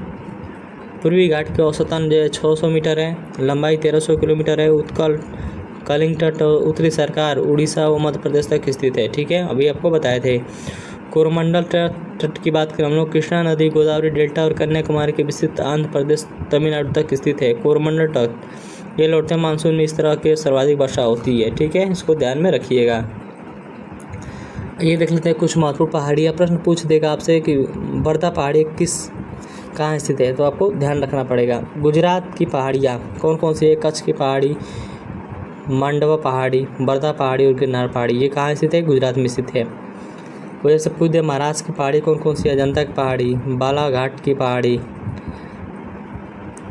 गाविलगढ़ की पहाड़ी, सतमाला पहाड़ी और हरिश्चंद्र पहाड़ी ये महाराष्ट्र में स्थित है। आगे देख सकते हैं वहीं आपसे पूछ के उड़ीसा की बात करें गडजात पहाड़ी, महेंद्रगिरी पहाड़ी, और झारखंड की बात करें तो राजमहल की पहाड़ी स्थित है। ठीक है। भारत में शीत मरुस्थल लद्दाख को कहते हैं। ठीक है। पश्चिम घाट में के अन्य नाम को किस नाम से जाना जाता है, सह्याद्री के नाम से जाना जाता है। पश्चिम घाट की सबसे ऊंची चोटी का अन्नामुदी है। ठीक है। 2695 मीटर। पश्चिम घाट में विस्तृत 6 राज्य कौन कौन से हैं देख लेते हैं। गोवा, गुजरात, केरल, महाराष्ट्र, कर्नाटक और तमिलनाडु। कौन सी रेखा जो है पश्चिमी घाट को 2 भागों में बांटती है, तो 16 डिग्री अक्षांश से इंपॉर्टेंट है, वेरी वेरी इंपॉर्टेंट है, ध्यान में रखिएगा। गोवा राज्य से होकर गुजरती है। आगे देख लेते हैं प्रायद्वीपीय भारत की सर्वोच्च ऊंची चोटी, इसको तो हम लोग पढ़े हैं। ठीक है। नहीं पढ़े नहीं है, आइए इसको पढ़ लेते हैं। प्रायद्वीपीय भारत की सबसे सर्वोच्च चोटी अन्नामुलाई है। ठीक है। जिसको हम लोग जो 2695 मीटर का है। ठीक है। प्रायद्वीपीय भारत की दूसरी सर्वोच्च चोटी है दो बेटा। पूर्वी घाट की सबसे ऊंची चोटी कौन है, लिंगाकाडा। महाराष्ट्र की सबसे ऊंची चोटी कौन है, कलसुबाई। पश्चिम घाट के पड़ने वाली पहाड़ियाँ कौन कौन से, नीलगिरी, अन्नामलाई, कार्डेमम और पालनी पहाड़ी। ठीक है। इंपॉर्टेंट है, ध्यान रखिएगा। कोडाकलाई पर्यटक स्थल पहाड़ी किस में स्थित है, पालनी की पहाड़ी में स्थित है, पालनी हिल्स पर स्थित है। पूर्वी घाट के प्रमुख पहाड़ियाँ कौन कौन से हैं, जो उत्तर से दक्षिण क्रम में, नीलगिरी पहाड़ियाँ, वेलिकोड्डा, पालकोड्डा, नागरी पहाड़ियाँ ये आंध्र प्रदेश में स्थित है। ज्वारी, सेवराय और पंचमलाई और सिरुमलाई पहाड़ी ये तमिलनाडु में स्थित है। सेवराय पहाड़ियाँ कौन कौन सा पर्यटक स्थल स्थित है, थारकाड हिल्स स्टेशन और तमिलनाडु के सलेम कस्बे में स्थित है। ठीक है। नीलगिरी कर्नाटक, केरल और तमिलनाडु में नीलगिरी पहाड़ी का विस्तृत पाया जाता है। टोडो जनजाति पाई जाती है जो भैंस पालन करती है। ठीक है, कार्डमम पहाड़ी इलायची के लिए प्रसिद्ध है, इसे इलायची पहाड़ी भी कहते हैं। आइए कुछ महत्वपूर्ण फैक्ट देख लेते हैं। दर्रा से संबंधित रहेगा प्रश्न, क्योंकि यहाँ से प्रश्न बनता ही बनता है। ठीक है, ध्यान में रखिएगा। दर्रा देख लेते हैं, ट्रिक के माध्यम से देखेंगे, इंपॉर्टेंट रहेगा, देख लीजिए दर्रा। इससे पहले दोस्तों अगर वीडियो अच्छी लग रही हो तो प्लीज़ लाइक करिएगा, सब्सक्राइब करिएगा और शेयर करिएगा। इसका PDF चाहिए तो 1000 के देते हैं लाइक का, अगर जैसे ही होता है आपको फ्री ऑफ कॉस्ट PDF आपको टेलीग्राम पे दे दिया जाएगा। तो आइए देख लेते हैं कश्मीर के दर्रे, ट्रिक के माध्यम से देख लेते हैं। कश्मीर बाज का पंजा बहुत जोशीला है। ठीक है, तो बा से हो जाएगा बुर्जिला दर्रा जो श्रीनगर और गिलगित को जोड़ता है। का से हो जाएगा काराकोरम दर्रा जो भारत और चीन को जोड़ता है। पंजा से हो जाएगा पीर पंजाल जो है कुलगांव प्लस कोठी को जोड़ता है। अब बौद्ध से हो जाएगा बनिहाल दर्रा जो जम्मू प्लस श्रीनगर को जोड़ता है। और जोशीला दर्रा के बाद जोशीला की बात कर लो तो जोशीला से हो जाएगा जोजिला दर्रा जो श्रीनगर को लेह से जोड़ता है। ट्रिक के माध्यम से रहेगा, सबसे इंपॉर्टेंट रहेगा, ध्यान में रखिएगा। आइए देख लेते हैं हिमाचल प्रदेश के दर्रे कौन कौन से हैं। ट्रिक के माध्यम से ट्रिक रहेगा, हिमालय पर बड़ी छिपकली रहती है। ठीक है, हिमालय पर बड़ी छिपकली रहती है तो बड़ी से हो जाएगा बड़ा लाचा दर्रा जो मंडी और लेह को जोड़ता है। छिपकली से हो जाएगा सिपकिला दर्रा जो शिमला प्लस तिब्बत को जोड़ता है। रहती को हो जाएगा रोहतांग दर्रा। इंपॉर्टेंट है हिमालय के दर्रा, इनको ध्यान में रखिएगा। उत्तराखंड के दर्रा इंपॉर्टेंट है। उत्तराखंड का ताला कौन सा है, निशा उत्तरी निशा मनाली में, तो उत्तराखंड से हो जाएगा उत्तरी से हो जाएगा उत्तराखंड में, निशा से हो जाएगा नीति दर्रा, मना से हो जाएगा मना दर्रा और ली से हो जाएगा लिपुलेख दर्रा। नीति माना और लिपुलेख दर्रा कहाँ स्थित है, तो उत्तराखंड में स्थित है। वेरी वेरी इंपॉर्टेंट है, ध्यान में रखिएगा। सिक्किम के दर्रे, सिक्किम नाथ जलेबीला। ठीक है, सिकंदर नाथ जलेबीला, नाथ से हो जाएगा नाथुला दर्रा, जलेबी से हो जाएगा जेपा दर्रा। इंपॉर्टेंट है, ध्यान में रखिएगा इसको भी। अरुणाचल प्रदेश के प्रमुख दर्रे कौन कौन से, अरुण यागिनी बम डिफ्यूज करो। यागिनी से जंगियाप्पा दर्रा जो भारत और चीन के बीच में स्थित है, जोड़ता है। बम से हो जाएगा बोमडिला दर्रा, तवांग घाटी प्लस तिब्बत डिफ्यूज दर्रा कहते हैं। ठीक है, मणिपुर के दर्रा कौन कौन है, मणि मुझे मिले, मणिपुर से मणि मुझे मिले, तुझु दर्रा की बात करें डफला और ताम और म्यांमार को जोड़ता है। महाराष्ट्र का प्रमुख दर्रा है मो थाली भोर, थाली से हो जाएगा थालघाट दर्रा जो मुंबई और नासिक को जोड़ता है। भोरघाट दर्रा की बात करें मुंबई और पुणे को जोड़ता है। ठीक है, केरल के प्रमुख दर्रे कौन कौन से हैं, केरल पालक सोयाबीन खाओ, के से केकल दर्रा, पालघाट दर्रा और सोनघाट दर्रा। इंपॉर्टेंट है। और यहीं आपका देख लेते हैं हिमालय के प्रमुख दर्रे, हिमालय के स्थित प्रमुख दर्रे जोजिला दर्रा, सिपला दर्रा, थांगा माता, नीति निपुलेख और नाथुला दर्रा। इंपॉर्टेंट है, ध्यान में रखिएगा। ठीक है, 1 नंबर का प्रश्न पूछता है। आगे देख सकते हैं हिमालय का हम लोग का विभाजन पढ़ेंगे हम लोग। ठीक है, हिमालय का विभाजन हम लोग पढ़ेंगे। तो हिमालय का विभाजन देखिए 4 प्रकार में बांटा गया है। ठीक है, कौन कौन सा बांटा गया है आगे हम लोग पढ़ेंगे। इसके माध्यम से हम लोग फिगर के माध्यम से समझ लेते हैं। हिमालय का जब बंटवारा हुआ था तो किसके द्वारा किया गया था, सिडनी बुराड थे जो 4 भागों में हिमालय को बांट दिए थे। ठीक है, चित्र के माध्यम से पढ़ लेते हैं। देखिए इतना बड़ा हिमालय है जिसको हम लोग आसानी से नहीं पढ़ सकते, इसीलिए उसको बांटा गया 4 भागों में। तो पहला बांधा गया था हम लोग को पंजाब हिमालय बांटा गया था। तो कहाँ से कहाँ तक था, तो देखिए पंजाब हिमालय था कहाँ से कहाँ तक, यहाँ देखिए सारा लिखा हुआ है। पंजाब हिमालय सिंधु और सतलज नदियों के बीच में था। ठीक है, तो इसी तरह आपको देख लेते हैं। देखिए ये पंजाब हिमालय लिखा हुआ है, तो ये किसके नदी के बीच में था, सिंधु और सतलज नदियों के बीच के जो भूमि था उसको पंजाब हिमालय कह दिया गया था। ठीक है, और वहीं आपको कुमायूं हिमालय के बोल दिया जाए तो सतलज और जो है काली नदी के बीच के हिमालय को कुमायूं हिमालय, और आपसे पूछ देगा सतलज माफ़ी चाहेंगे काली और तीस्ता नदी के बीच के हिमालय को क्या कहते हैं, तो नेपाल हिमालय कहते हैं। और तीस्ता और दियांग हिमालय के बीच की भूमि को क्या कहते हैं, तो असम हिमालय। तो हिमालय को 4 भागों में बांटा गया है। बिल्कुल आप मत भूलिएगा, ये इंपॉर्टेंट प्रश्न है, यहाँ से प्रश्न बनता ही बनता है। ठीक है, तो आप हल्के में बिल्कुल ना लेंगे। आइए देख लेते हैं हिमालय के नदियों के आधार पर विभाजन किया गया था सिडनी बुराड के द्वारा। ठीक है, 4 भागों में इन्होंने विभाजित किया था। पहला भाग बांटा था पंजाब हिमालय, जो सिंध और सतलज के बीच में था।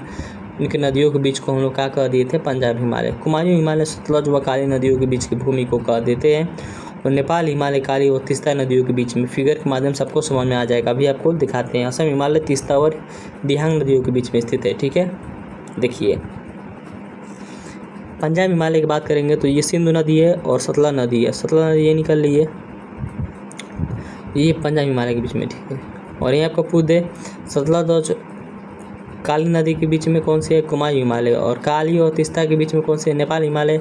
और तीस्ता और दिहांग नदी के बीच में कौन सा है, असम हिमालय। इंपॉर्टेंट है, ध्यान में रखिएगा।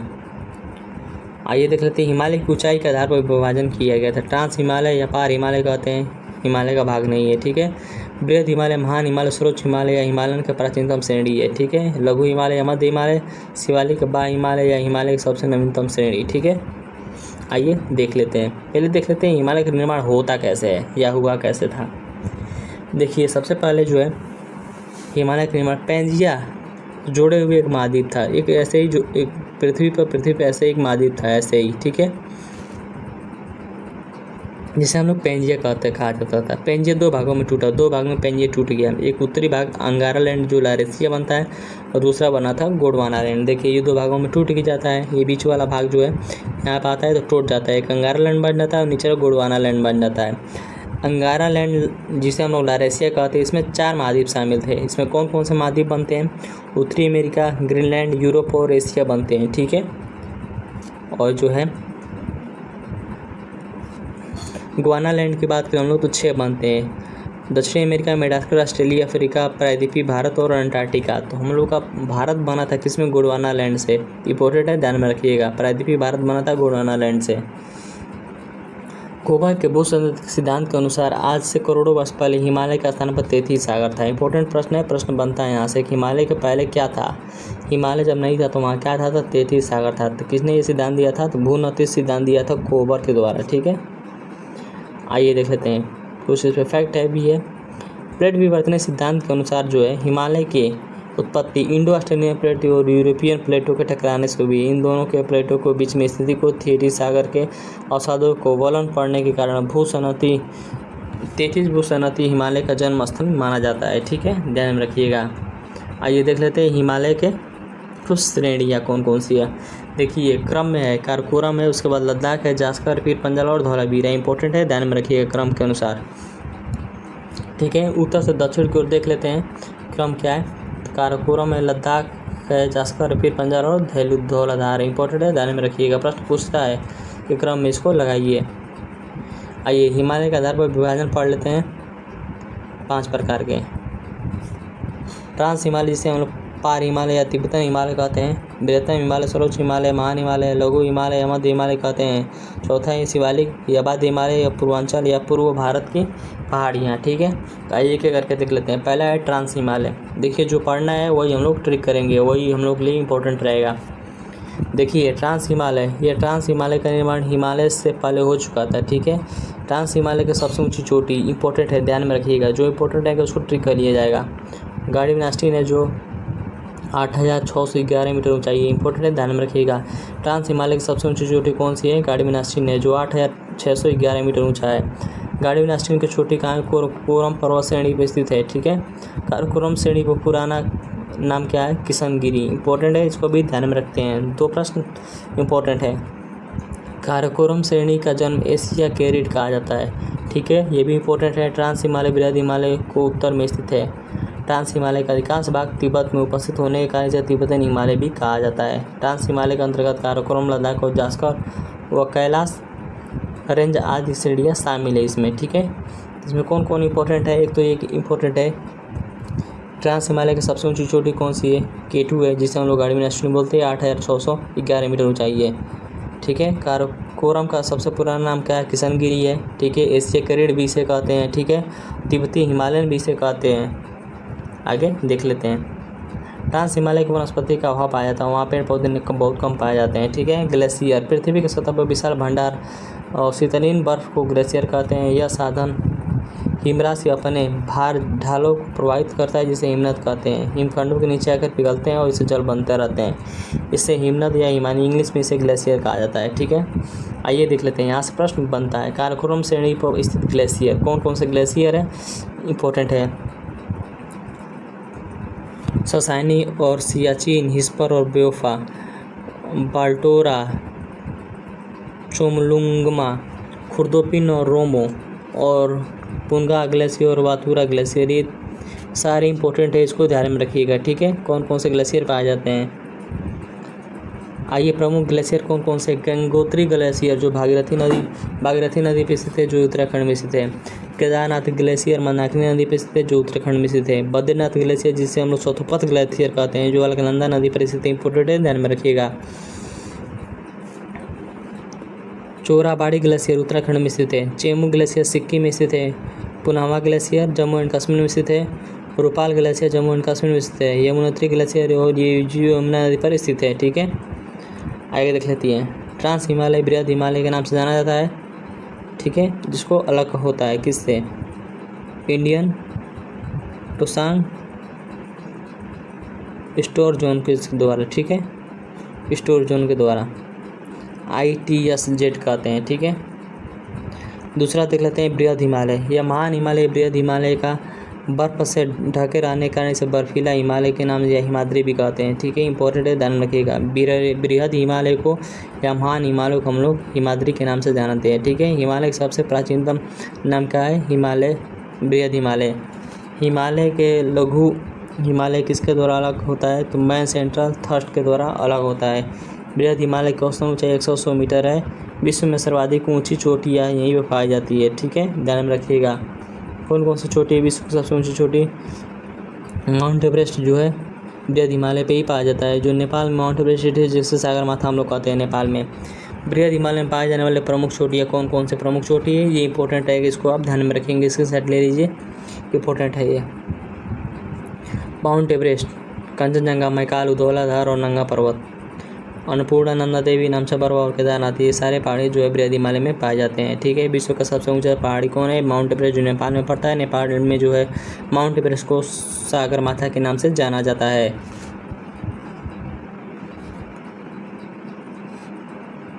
बृहद हिमालय में घास का अभाव पाया जाता है। तीसरा है हम लोग का लघु हिमालय या मध्य हिमालय। इसका विस्तार दक्षिण में स्थित है। लघु Himalaya Shivalik main boundary fold से अलग होता है। लघु हिमालय को 2 श्रेणियों में मिलकर बना हुआ है, पीर पंजाल, नागा टिब्बा, धौलाधार, मसूरी और भारत रेंज, महाभारत रेंज। लघु हिमालय के ढालों को छोटे छोटे घास पाए जाते हैं। ठीक है, यहाँ से प्रश्न बनते हैं, इसको ध्यान से सुनिएगा। उत्तराखंड में घास के मैदान को बुग्याल कहते हैं, इंपॉर्टेंट है, ध्यान में रखिएगा। हिमालय के घास को मैदान को प्यार कहते हैं। ठीक है, और जम्मू कश्मीर के मार्गों को जो है मैदान में घास को मैदान को गुलमर्ग, तनमर्ग और सोनमर्ग भी कहते हैं। इंपॉर्टेंट है, ध्यान में रखिएगा ये तीनों। ठीक है, हिमालय के प्रमुख पर्यटक स्थल। ठीक है, पूछ देगा लघु हिमालय में कौन कौन से महत्वपूर्ण पर्यटक स्थल है, तो मसूरी घूमने जाते हैं लोग, वहीं स्थित है। चक्रात वहीं स्थित है। नैनीताल भी वहीं स्थित है लघु हिमालय में। डलहौजी, अल्मोड़ा, दार्जिलिंग और रानीखेत, ये भी जो है लघु हिमालय में स्थित है। वेरी वेरी इंपॉर्टेंट है, आपको यह ध्यान रखना ही पड़ेगा। ठीक है, मध्य हिमालय की ऊंचाई 3700 लेके 4500 मीटर है। इसकी औसत ऊंचाई 60 से 80 मीटर है। ठीक है, आइए देख लेते हैं। चौथा है शिवालिक हिमालय। ये जो है उप हिमालय या बा हिमालय भी कहते हैं। शिवालिक हिमालय हिमालय की सबसे नवीनतम श्रेणी है। हिमालयन श्रेणी की तुलना में शिवालिक हिमखंड ऊंचा है। ठीक है, हिमालय की सबसे दक्षिणतम श्रेणी कौन सी, शिवालिक है। इसकी औसत ऊंचाई 900 से लेकर 1100 मीटर के मध्य स्थित है। ठीक है, आगे देख लेते हैं। चौथा हम लोग करेगा भारत के पहाड़ियाँ। अरुणाचल प्रदेश की बात करें, डफला, मीरी, ओबरा, मिसी और पटकोई पहाड़ी स्थित है। असम में मीर, मिकीर, रेगमा और बराइबल पहाड़ियाँ। नागालैंड में सामती शिखर। ठीक है, आइए इसको देख लेते हैं फिगर में। देखिए ये पहाड़ियाँ इंपॉर्टेंट है, इसको आप एक बार देख लीजिए कौन कौन सी पहाड़ियाँ किस राज्य में स्थित है। ठीक है, आइए देखते हैं आगे। मेघालय गौरव खासी जयंती है। यह मानी सरम चेरापूंजी खासी पहाड़ीय परिस्थिति इंपॉर्टेंट है। मानिसराम और चिरापुंजी खासी पहाड़ीय परिस्थिति इंपॉर्टेंट है, ध्यान में रखिएगा। बंगाल में टाइगर हिल्स पाया जाता है, ठीक है। बंगाल में कौन सा पेड़ पाया जाता है? टाइगर हिल्स यहाँ पे स्थित है, ठीक है। बंगाल में टाइगर हिल्स, मणिपुर में मणिपुर हिल्स या लेमटोंग हिल्स कहते हैं। मिजोरम में मिजो हिल्स या लुसाई पहाड़ी पाई जाती है। त्रिपुरा में त्रिपुरा हिल्स पाई जाती है, ठीक है। दोस्तों ये हम लोग का था कंप्लीट ज्योग्राफी का प्रश्न जो बीपीएससी टीआरई 3 के लिए एग्जाम के लिए वेरी इंपॉर्टेंट था, ठीक है। दोस्त अगर वीडियो अच्छी लगी तो प्लीज़ लाइक करिए, सब्सक्राइब करिएगा और शेयर करिएगा। इसका PDF चाहिए तो 1000 का लाइक का रखते हैं। 1000 जैसे ही पूरा होता है PDF को टेलीग्राम ग्रुप में डाल दिया जाएगा। तब तक के लिए बहुत बहुत धन्यवाद। जय हिंद।